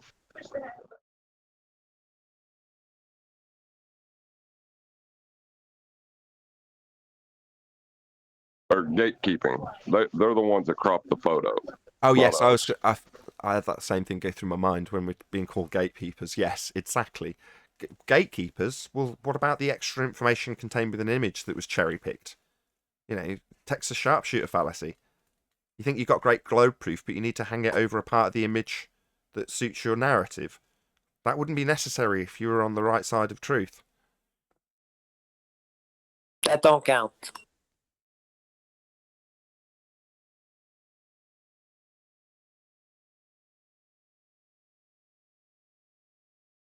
So yeah, I look forward to finding out the actual observer height for this crap that they're burning as a straw man we've labelled Mongtrig.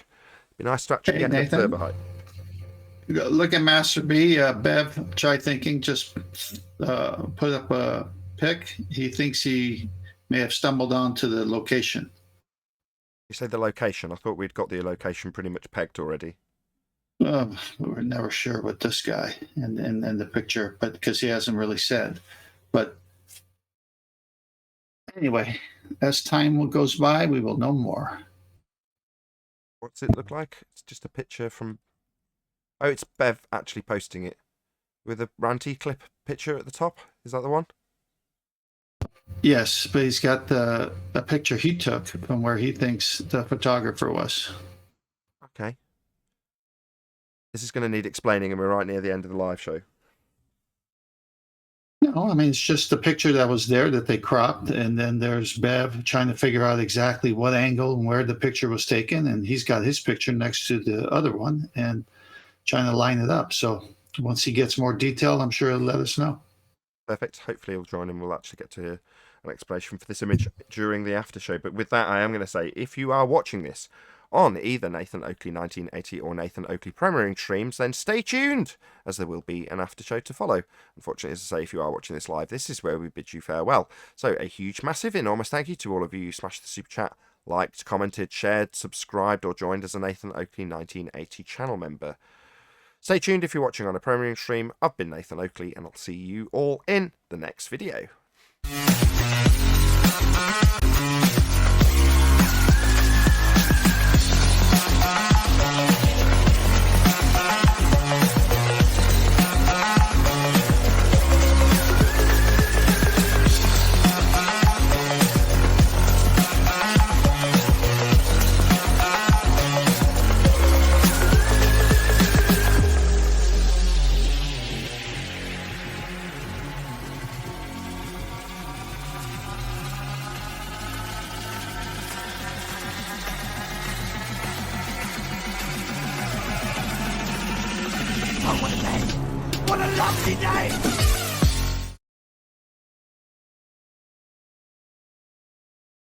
This it's 100% projection, standardized tactic. They're acting like politicians. Yeah, it's horrible. You're right. It's horrible. That's horrible behavior. No, they're more interested in Adam protecting some new flat earther. That's what they were thrilled about this morning when I just popped on there. Yeah. Laughing at how Adam Meekin got so angry. All I was doing was asking a question. Could she be wrong? Yeah, we know they've asked that question. She's presumably asserting Earth is flat. Therefore, well, we're only asking, could she be wrong, given that we completely disagree with her in every single way, shape or form, and it's only reasonable to point that out in a bullying type manner without anybody defending that. Right, Adam? Meanwhile, we don't have a geometric sphere edge for a horizon, formerly known as Earth curve. It was debunked by the Black Swan. You only have one horizon, and your horizon was geometric. You used to draw tangent points to it. What's that, you say? Adam was outraged. Who gives a shit? Debunked by the Blackpool Swan as well. That's what I've changed my little auto-typing thing, because of the amount of times I have to type out. Meanwhile, you don't have a physical geometric sphere edge for a horizon. It was debunked by the Black Swan. You've only got one horizon. Yours is geometric. Not anymore. We don't see it. Well, I have to type that out over and over again. So I've just substituted, instead of Blackpool, instead of black, I've put Blackpool Swan. Debunked by the Blackpool Swan. Why not keep it current? It's the latest Black Swan. Beautiful image too. Hey, Nathan, before you go, man, sound. You want me to do your sound after the show? Okay. Yeah. No problem. Although it did sound good on your show last night. I listened. Yeah, it did, but there's still issues. Okay. I'll see if I can help you out after we've finished the after show. Appreciate it. Yep. No bother. I did try and call last night, but you just went around. I caught it. Yep. I got a question about how they act. It might be just a self-awareness problem on my part, but have they always been doing stuff like this? Yeah. What, skank bearding? Yes. Well, no, just the globe side of the argument. Yes. Trench level defense of the globe has always been pretty consistent in terms of how it operates. Rinse and repeat, double speak, deny, lie about your former claim, etc., etc. That's always been the case. If you want early examples of it, I can guarantee without even looking that there will be examples that demonstrate that from the off during Flat Earth debate with Coriolis effect. Them denying their own claim because it's debunked in the first instance to then justify a defense of their claim that they don't have. That has happened since the beginning. And then project that onto you like you're the one doing something wrong. To the point of absurdity where we have at the end of that process when we've debunked it thoroughly and their responses where they deny their own claim in the first instance, they then have to transpose their claim onto us, and you end up with an idiot like Simon Dan saying, quote, "You and your reference frames have been ruined," end quote, Simon Dan. Well, that is a quote where he's telling me that the reference frames I describe they have on the globe to claim it's spinning are debunked. So he says, no, your reference frames are debunked. The ones you're talking about. Yeah, I'm talking about your reference frames, you fuckwit.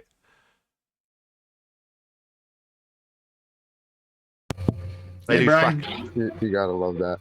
They lose track of their own obfuscation of their own argument, and then mistake my argument for their argument, and then try and debunk my argument. In fact, debunking their own argument. That's how embarrassing it is. Have we gotten that good? Like literally Jedi mind trick them into not even understanding what they're arguing. Yeah, I think this is why now they're coming here and asking us for citations of their own claims that they make. Exactly. Like the guy yesterday. Yeah, prove to me that anybody's claiming the horizon's Earth curve. And I go, yeah, I've got hundreds of hours of exactly that. I'm like, no way. Well, no way because we've debunked it. No way because you've spent an hour telling us we don't have it. That's Earth curve. You've spent an hour telling us we don't have. Now I just laugh at you and say, yeah, you definitely used to claim it. What, but because we've debunked it, it's suddenly not the claim, it's something different? So you can deny that I've debunked your Earth curve? Yeah, that's not going to work. There's hundreds and hundreds and hundreds of hours of people claiming it with geometric tangent points drawn to it in the maths. You know, that's never going to change. As much as trench level wanted to change, it's like, well, groundbreaking arguments start at trench level and can't be overcome by the trenches, and that's where we're at. Well, if the Black Swan did not open people's eyes, then I don't think anything will. They're just zealots, and that's it. Well, it's because of the Black Swan. What's going on? You don't have any ballers here. I mean, we're starting off with their premise: if the Earth is a sphere. I mean, the modus tollens, that argument that Kiwi put together is so strong. What, January 2020? What are you talking about, Tim? That's a straw man. Not strong enough to open their eyes, though. Hold on. Either we've got a sarcastic flatty or somebody actually putting in a genuine response saying that the modus tollens, Earth a sphere, radius 3959, every distance to horizon, no more than 1.2 times square root of the observer's height in feet, is a straw man. Is that actually your claim, or are you being sarcastic? That was me. So, what do you think? You're a bad baller, Chocolate. Oh, it was Chocolate. Oh, okay. Yeah, definitely sarcastic. Hey, Nathan, what's up, man? Hello, is that Cleary? Cleary? Hey, good to have you. I recognise your Yeah, voice. Unlike Chocolate. Yeah, thanks. Hey, Cleary. I think Bev's here. Hey, Bev. Perfect. What up? Good to have you. Because you're not under Bev. Can you explain? Hey, Bev. You've put 10th Man asked me to put it up just as I was rounding out the live show, and I'm sure he did give a decent enough explanation for the audience on the fly. Yeah. But I've got 3 images. Ranty's at the top saying, "Why can't I see your chin, Mr. Mountain?" Okay. Yeah. Tell us what the image is and what it shows, please, if you would. Well, that's the top one, right? There's always been a controversy, right, on where the picture was taken from, because Ranty just found it on Facebook. And then they've dug into the guy that took the picture, and he's just said the location that he was. So every location that you've ever heard from their side is all speculative. I don't actually think Ranty or Katz have ever been there, to be honest. So I've been going there to go and see exactly where the picture was took, because it's claimed that the guy was on a walk and he free-handed that shot. It looked too clean. It looks too touched up, and the lighting's all wrong. So I've been going there to try and find out where the shot's taken from, and I've just been there today because we were driving down the local road, and I'm looking in the distance, and I went to the missus. I went, what's that? And she went, "There's snow on the mountains." So I went, all right, I'm going to have to go. We'll have to go down there and have a look and see what we can see, the mountains in the background. So, yeah, there's snow on the mountains, and go for a look to see whether we can replicate it. And all of the lower heights that they've ever dealt with, it's always blended and mirrored. It goes into that, I don't know what you call it. I call it a mirrored bit, where the angle that you're looking at becomes too narrow, and it just mirrors the image. There's never any water there when you look in Southport. Whatever you see that looks like water it's that narrowing of the angle. So I've been there today to check out the angles, and if you look at the shots that I've give you there, that's the closest with the no mirroring you can get, because it's the highest dune in the in that little bit that's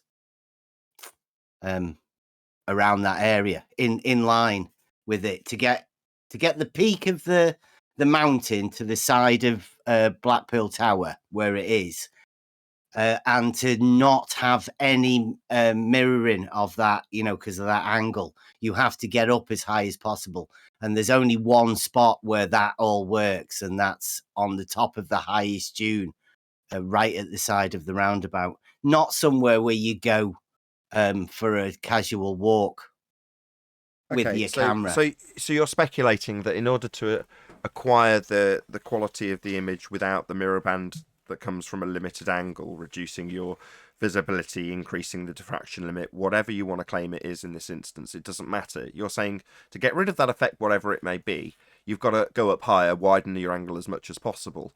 And in this instance, to have it be comparable to the image that was presented in the first place and cropped by our opponents when they made their strawman mongering claims about what we don't say flat Earth is, they ultimately wouldn't have achieved it from the position he's claiming because it's not high enough. Is that what you're saying? Not from down below. I've been there and took a few shots. Took shots from 0, all the way up to that, because that's it's the highest peak that there is around there. There's nowhere else. It's at the edge of Southport. There's nowhere else that you can get up to get that angle available. So what would that height be? Shot from that. So I'm going to count this as height number 5. Based on the explanation you've given. Obviously, it's for their strawman claim, but nevertheless, you've given a reasonable enough justification and even gone there to get the images, right?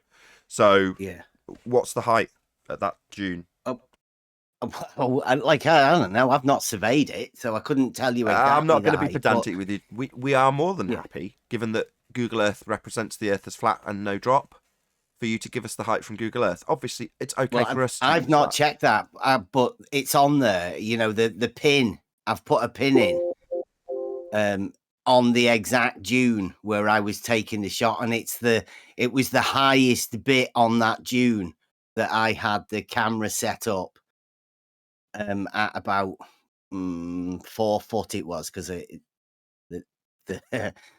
was pretty tricky to get it right on the top of the thing by the roundabout. Give me a second, I'll get it.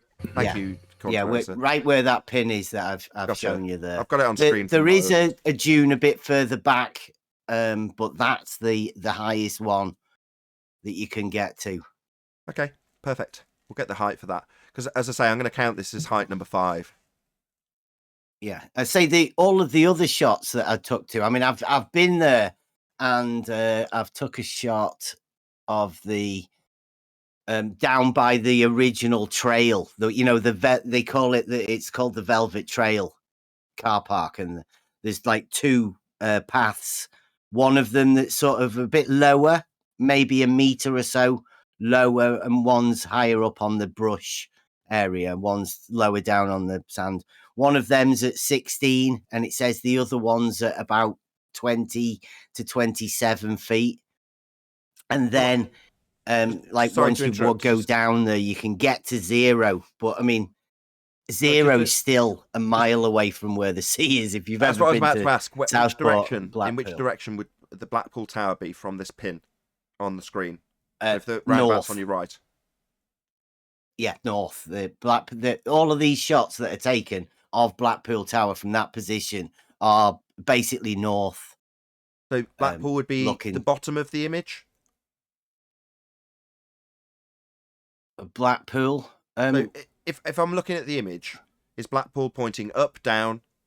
Which way is it pointing? Blackpool would be directly above that pin. Up. Okay, so Blackpool and the tower are that direction. Fine. Good. Yeah, top of the image. And the heights in here are 27 to 29 feet. 29 feet. 9 meters. Hold on, we've got 2 heights already. 29 meters or 29 feet? I'd say 9 or 10. No. Hold on a second. Wait a second. 27 to 29 feet. I've got 8, 9, 10 meters around this mound. Let's just stay with feet. Let's just stick with feet. Yeah, I prefer feet. Okay, so we're going to say 27 to 29 based on what Google gives you. It could be move 1 foot, you're a couple of foot higher. It's the top of a mound. Makes sense? Yeah. So that's height number 5 then. Bev, did you use a tripod or did you hand hold it? Yeah, it's a tripod on that. Is it crisp? Is it crisp? Excellent. Neil. Jesus Christ. Man, don't you have an image of that bag of chips? The ground right there? Sorry, say again, Cleary. Yeah. Bev, don't you have an image of that mound? Yeah, it's where up you on guys screen. were at behind it? It's up on screen. Good deal. Okay, perfect. Thank you very much, Bev. Is there anything else you wanted to add? I'm assuming you're in. That's the end. Yeah. I just we went there today and the snow on the mountains again. So who'd have thunk it? I say Ranty could go there and take a picture today if he wants to. He just gets in his car, gets his P1000. He can go and take the picture himself. I'll just pop your picture back up once more. Hello, Sleeping Warrior.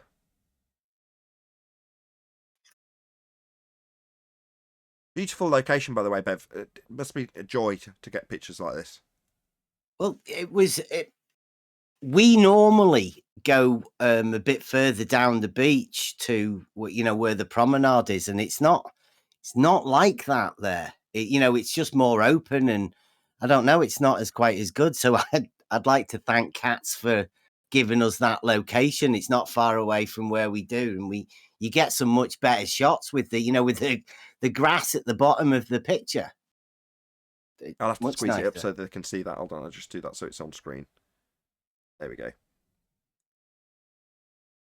Yeah, it's glorious. The second I saw it, I was like, this is great. I don't care what its claims are attached to it. I mean, obviously, then find out that, no, I've made claims about it. Have I? This isn't mine. What claims have I made? Well, this trig. No, I haven't. What are you talking about? But at the time I first saw it, I'm like, wow, what a beautiful image. Yeah, I'd never the point I'd like to make is whenever they're doing the trig or whatever, right? They're just drawing a triangle. Now, the bottom line of that triangle is always straight, and it's always got a right angle to the vertical, but making one of them horizontal and the other one vertical. Now, they calculate the angle from where the observer is. Now, if you were to go there and look at it with your eyes, you would see it's a fraction of an angle. And no one in reality ever would measure that angle and try and calculate anything to do with the elevation or the distance with it. It's just non-practical. So all of this stuff that they're doing is just theoretical. Why would they do it anyway? They can't get the actual angle to the mountain that's blocked. So it's Mach 6. Yeah, you can't measure the angle. That's the point I'd like to make, right? All of the things that they're doing is just calculating stuff from known distances and known elevations. Yeah, we already exposed They're already that, known. like within the first hour. What for missed? Just a new reference, Tony. It's now called trigonometry. Trigonometry. Well, no, Are you kidding me? Apparently, it takes into account angular size. Apparently, trigonometry. Size of an angle. Trigonometry. It takes into account perspective, not angular size. It takes into account perspective. Apparently.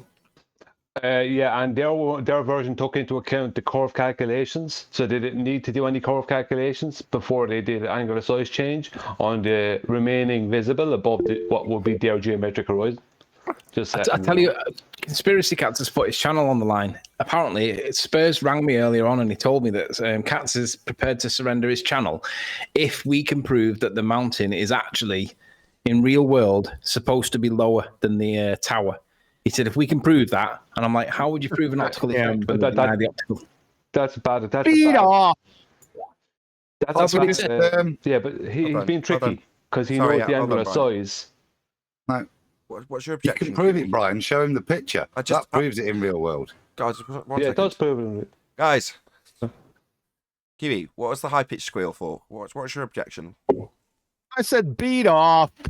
We're not tapping to his fucking drum. You friggin' mong. He's a moron. I'm not off in your channel. You clown. They should be coming here. Show you. I'll show you. I got your show you right here. Gonna put it on the channel. Yeah, you mong trig knuckle breather. That was more like a desperate bribe to try and get us to do something. Yeah, see, that's what I said to Spurs. I said, Spurs, it sounds like he's trying to reverse the burden of proof, and you're mad enough to try and do it. I said it's his claim to prove, not yours to disprove. And he said, yeah, but he thinks he's proved it, doesn't he? He said, it's up to us to disprove that. I said, it is disproved already. I said, what do you mean it's up to us to disprove his claim? I said, we've already done it. And he said, well, he said that he'll put his channel on it if you can disprove it. I said, Spurs, it's already done. I said, he's trying to reverse the burden of proof on you. I said, don't fall for it. It's his claim to prove, not ours. Yeah, he's saying, but he's being... what he's saying is, Nathan. fight for my straw man Mongtrig to be right. That's what he's saying. But he's being very tricky because the angular size of the mountain is slightly bigger than the angular size of the tower. Now, I don't know if that's just the tower itself, right? Or if it's the tower all the way down to sea level. I don't know. Because the mountain is always being calculated via off of sea level. The point I'm making Brian, is... I'm sorry to keep interrupting you. Bev just made this point a minute ago, which is why I'm allowing him to just have his ejaculation. Go ahead, Bev. Can you just say the same thing again? It's not an angle. It's like what you watch Ranty do is he put a ruler on a picture. Like, if you give him the angle, then you're giving it him. Ranty will be cheering, and they've calculated the angle from known distances and known elevations. Right, I must have missed something with Ranty. What's he done? We didn't give it to him, though, Bev. I just want to... But Bev and QE have both covered this now, right? In detail. I think QE covered it day 2. I think it was ball busters. Am I right, John? Yeah. Ranty didn't do any angles. It was Mong Cat's trick. Ranty just did the rulers, so that's irrelevant. Get Ranty out of this. He's a dumbass anyway, just like Cats. But Cats was the one that was doing the angles. And it was just the paper angles. Correct. And you've all missed the reason as well, which was also given by QE day 2. So, and Bev said this earlier on the show. He just explained it with triangles, right? You've got a right angle. Well, that needs a flat bottom to the triangle. I'm trying to dumb it down a little bit here. Help me out if I don't do well enough. But they haven't got that on a curved surface. So in order to burn this straw man of a flat earth, it's like, well, no, that's not the primary purpose of them doing it this way. Yeah, they've got to relinquish it at some point. That's why they've done a ham-handed job of having it as a flat earth straw man they're going to burn.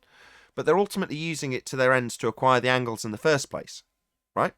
Now, that's got 2 inherent problems. They have to do it on a flat plane to acquire them, which is Bev's point. And then they can acquire something they can do angular size assertions with without using the curve maths. So there's somebody pointed this out day 5 or something and said it's clever. It's like, it's not clever. Not in the slightest. It's Mongtrig. Asserting Mongtrig to acquire an angular size, to then say, well, that singular thing I'm needing to make my argument is also simultaneously the flat earth claim I'm going to be debunking. That's not clever. It's just a straw man fallacy. No, it's a reification fallacy is what it is. Because they're taking paper trig and superimposing it on reality. It's a classic. It's the mother reification fallacy. I went over this on Arwen's show.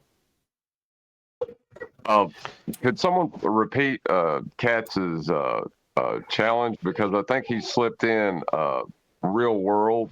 So he's wanting the actual sizes of the mountain and the tower. That's what my point was. That's exactly what I was trying to say a few minutes ago. Exactly. Sorry, what I was trying to Brian. say. That's my bad. Sorry, Brian. Carry on. It's completely my fault. No, it's okay, Nathan. I understand. No, I know what he's trying to do. He's trying to compare actual angular sizes of the actual angular sizes. So he's taking perspective out of it. He's taking the height of the cameraman, his angle of view to the mountains via the top of Blackpool Tower, visual occultation, all these things he's taking out of it. So right, that's what he's doing. Can somebody humour me and just tell me what I've missed? I seem to have missed a shitload. What's happened in the last 24? Nothing. We're just going over Mongtrig and how it's applied by them to acquire an angle in the first instance. That's all we're talking about. Okay. So I've not missed anything, and I thought we were living in a parallel universe then. No. Bev put up some pictures where he thinks the picture was taken from, and he just did that today. So it's on Masterby. But well, do you know what I've realised, Bev?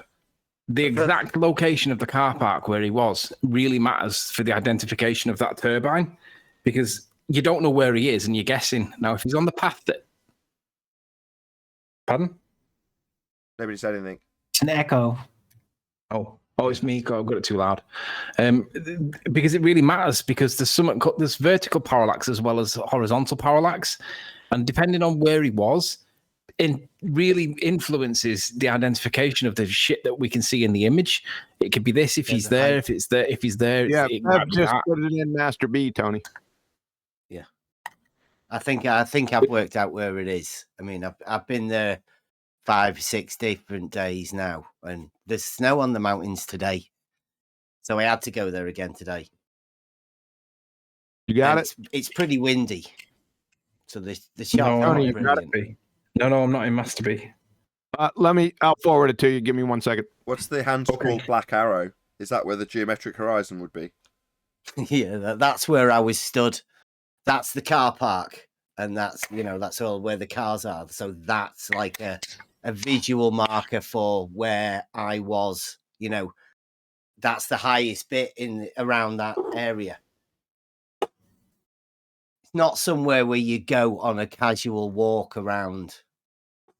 If you were, I've had it somewhere in the middle. Bev, how high off the water do you actually think it is? 27, 29 feet. We already went over this, Tony. Do you mean off the water? Did you hear that? You're not like Ranty, are you? The location of the water doesn't really matter, does it? Well, it matters on their model, doesn't it? Because they think that the lower the observation, the zero datum's the only thing that matters, Tony. I saw your video. Tony, it's 27 to 29 feet, man. I don't know if you want to stress that again, Bev. I did see your video on that. Do you want to just say that again as well? Because that's quite important, because they are haggling over that too, right? Yeah, Ranty's mental.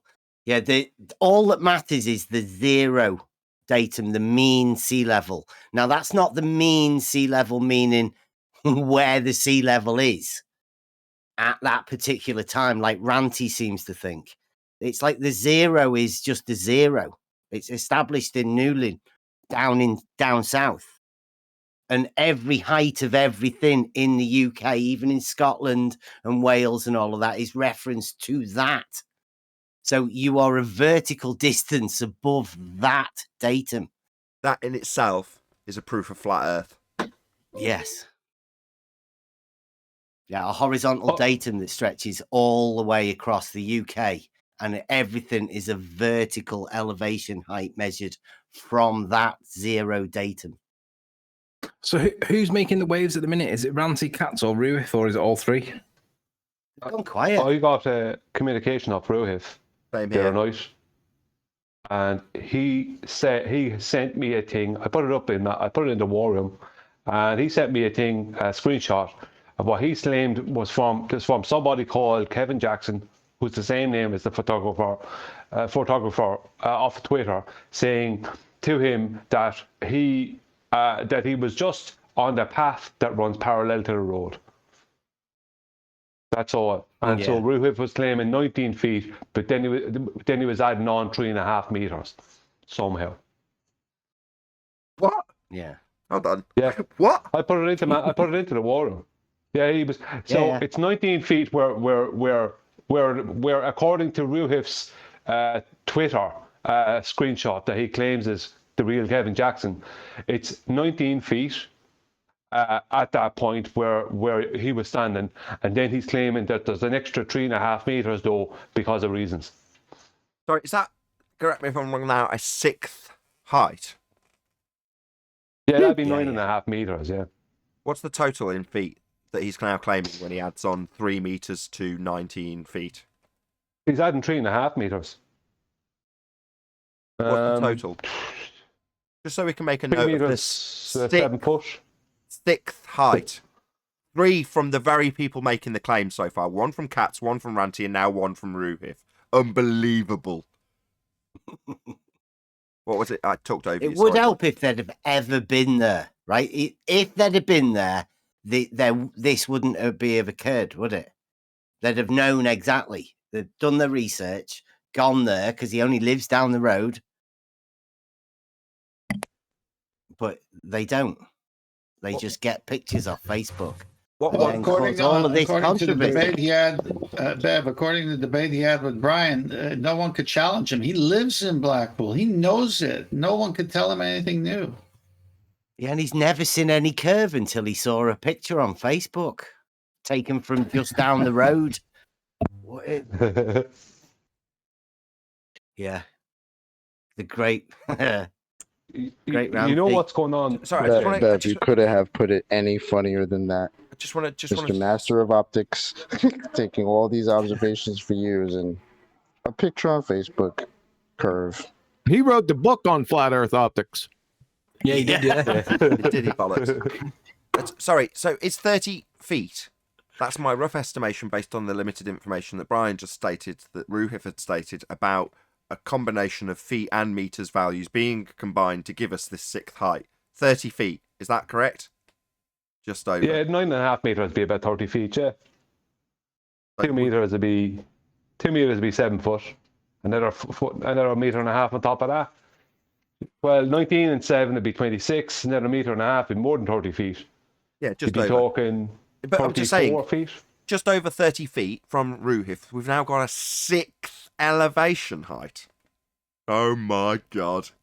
I knew the number would increase. It has to, doesn't it? They need to bring back that mound. I'll tell The you guys the highest other day, it's thing like in bingo. the area. There's nothing higher than that.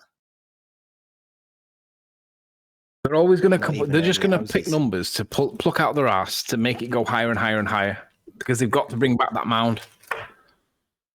I haven't asked you actually, Anthony. You keep in touch with the Gempedo. Have you got an observer height confirmation from him? Because he's obviously all over this, right? He's the one that was moaning to you initially about observer height, so he got very upset. I'm referencing your interactions with him in that regard, right?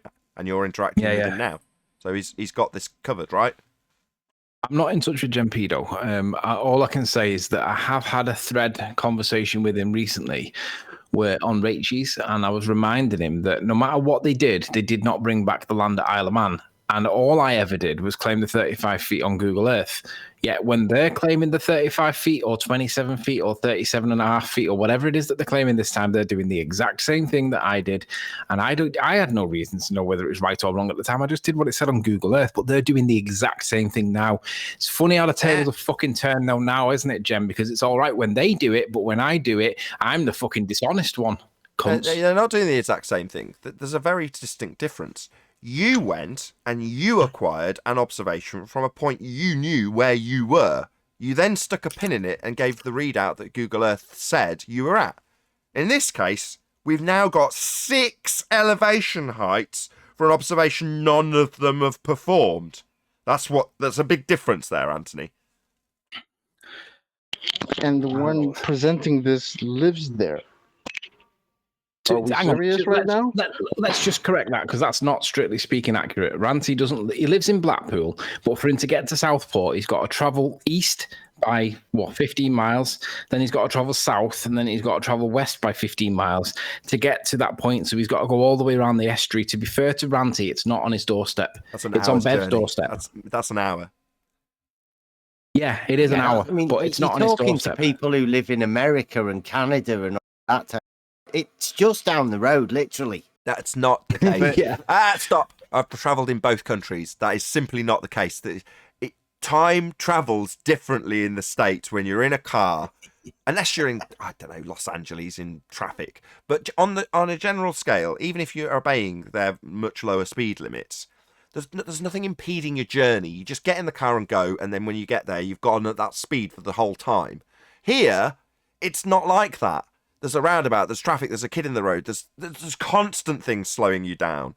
And between towns, it's 10 times worse. So, no, it's not the case that... and because the Americans will jump in and travel 60 miles, it's only an hour away. It's like, no, 60 miles for us is a couple of hours. It's the big... I don't want to hear any excuses. The fate of the world is in Ranty's hands. Drive the hour. Hold on, New York-ish traffic, buddy. It takes about an hour and a half to go 18 miles sometimes. I know York that, City, Neil. buddy. I could have said New York instead of Los Angeles, but I'm just saying, yes, there's exceptions. But I'm saying America's a big place, you know, and generally going between two different towns Yes, that I are understand. seeming like, oh, well, in the UK, it would only take an hour, right? No, it wouldn't. People drive an hour, 2 hours when there's a big sale at a store that's that far away from you. This is to prove R or not to prove R. To be or not to be? That is the question. Yeah, this is Ranty's globe proof. This is what Ranty's taking to the Globers as his proof, right? You'd expect him to go and take a picture himself, being the self-proclaimed king of optics. Why would you do that when you have a scaffolding, a Coke bottle, and a tube?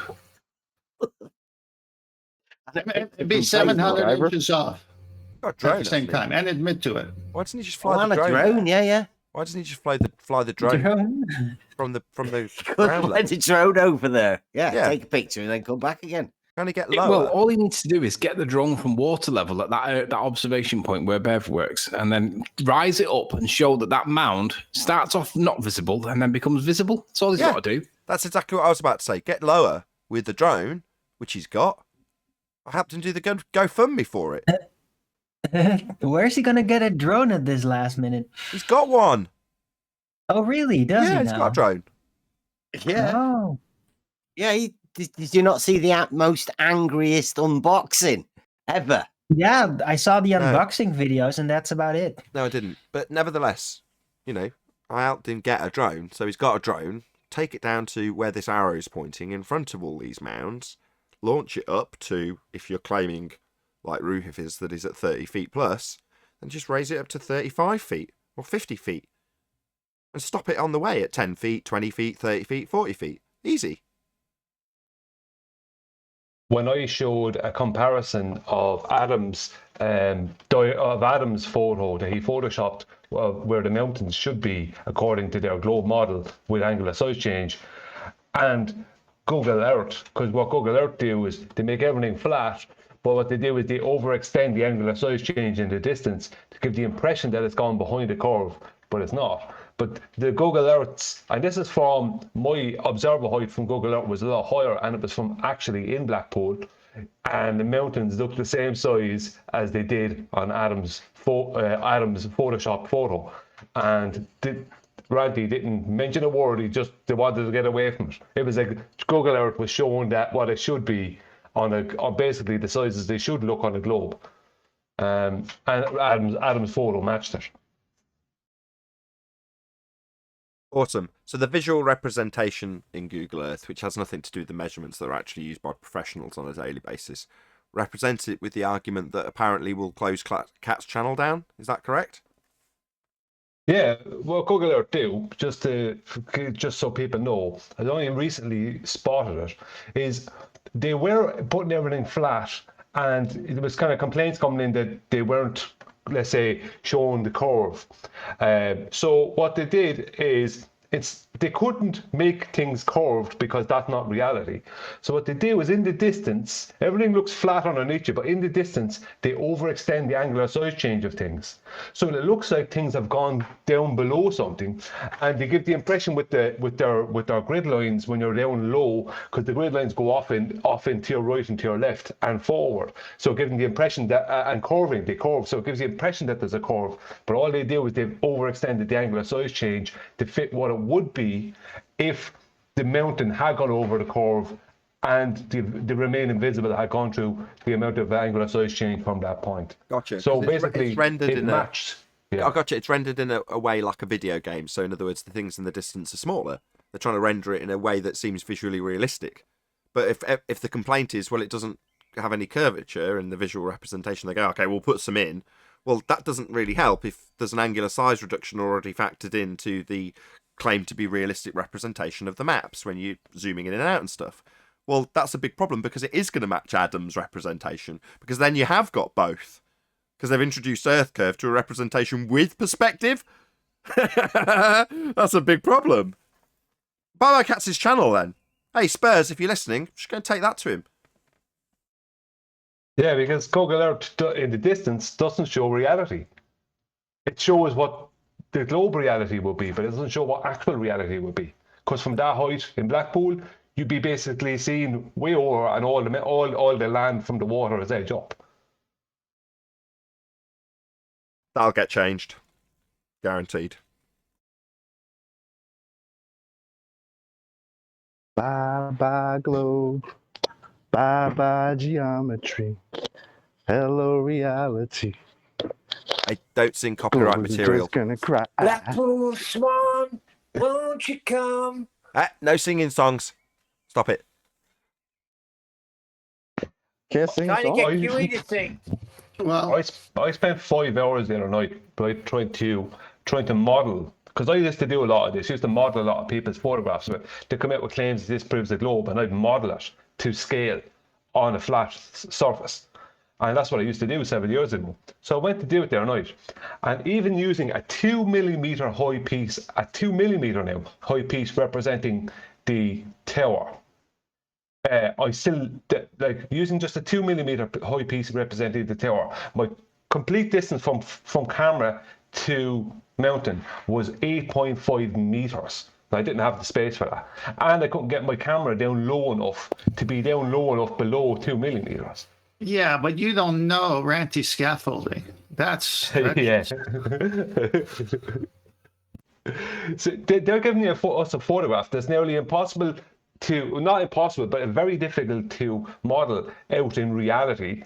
But what they'll do then is they'll take a computer program and they'll model it in the computer program, but they'll model it to fit what they want it to fit. Because you can change any mathematics you want in a computer program.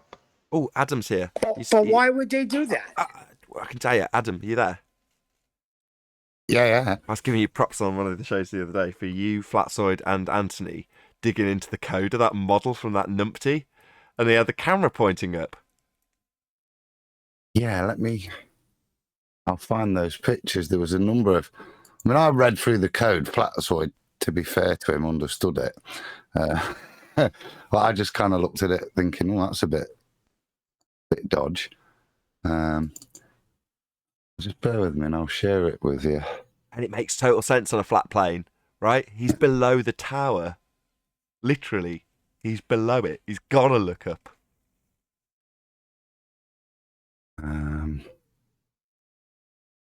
Need me to stick you up? Okay, I can see you presenting something. Can you see that screen? To the sky. So, give me a second. Yeah, this one was. Hold on. Yeah, just make it a little bit bigger. Give me 10 more seconds. Okay, I think we're ready. Yeah. So there was just a couple of bits of the code that we were curious of. The first one here is it's determining how the rays in the model are going to behave, and they say they can either be straight or actual propagation equations to be used, and they stipulate that they're not straight. They're going to use light propagation equations. We weren't sure what they were. The next one was what you was referring to. Again. Here, look, and it was basically saying that the camera was right on the ground or 3 meters. We weren't sure exactly what the difference was. But again, another different observer height. But if you see there, look where the question mark is, a tilt of 0.5 degrees, which goes into all what Brian was saying about how you pervert the image and move it. And exactly, you've got to look up that thing. But that, I think, is how they're creating the false horizon as well within those CGI images. Last one was these, which I didn't understand, but it smelt.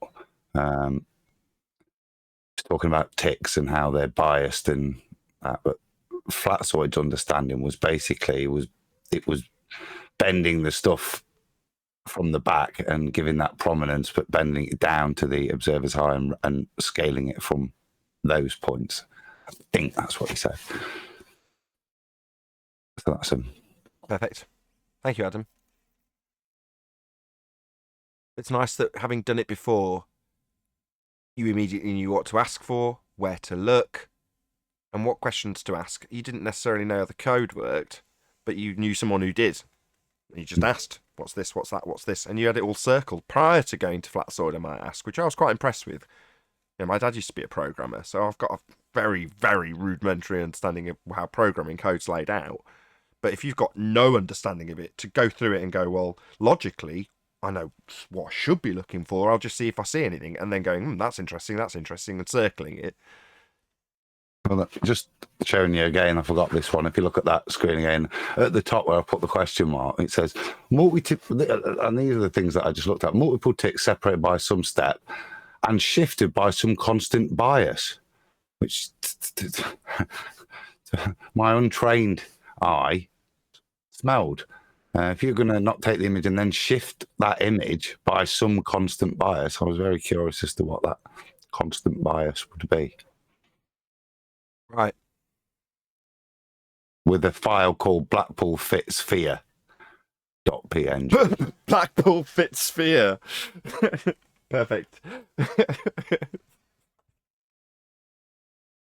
In the debate the other night, Ranty presented, someone had made up two diagrams for him, what the photograph would look like on a globe and a flat plane. And Blackpool wasn't in the diagrams. It was just water and then grass and then mountain, basically, and tower. Brian, just one sec. Adam, just a quick question. Was the file called Blackpool Fit Sphere, or was it Fix Fear? Yeah, Freudian slip, but no, sadly it's file Blackpool Fit Sphere. Yeah. Right, Brian, it's the third time you've been cut off in a really important point. I'm sorry, Brian. Forgive me. I didn't mean to be rude. I just wanted to get it in before the moment was lost. I blame it all on Anthony because I did it the second time. I know, it's no big deal. Just say that the diagrams he showed, what they did, this is the problem with leaving the ballers do anything to do, allow them to make any diagrams on computer.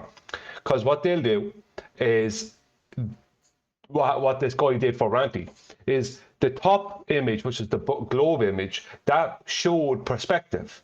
But when it came to the flat earth image, they had lifted the camera. So the globe image had the camera lower, which created visual occultation, or the angle of view above the tower is going to just see the sky. But what they did in the flat earth version is they lifted up the camera slightly and it brought down the mountain and the tower. So you were looking kind of directly on the side of the tower as opposed to looking up at it. So then the mountain was slightly above the top of the tower.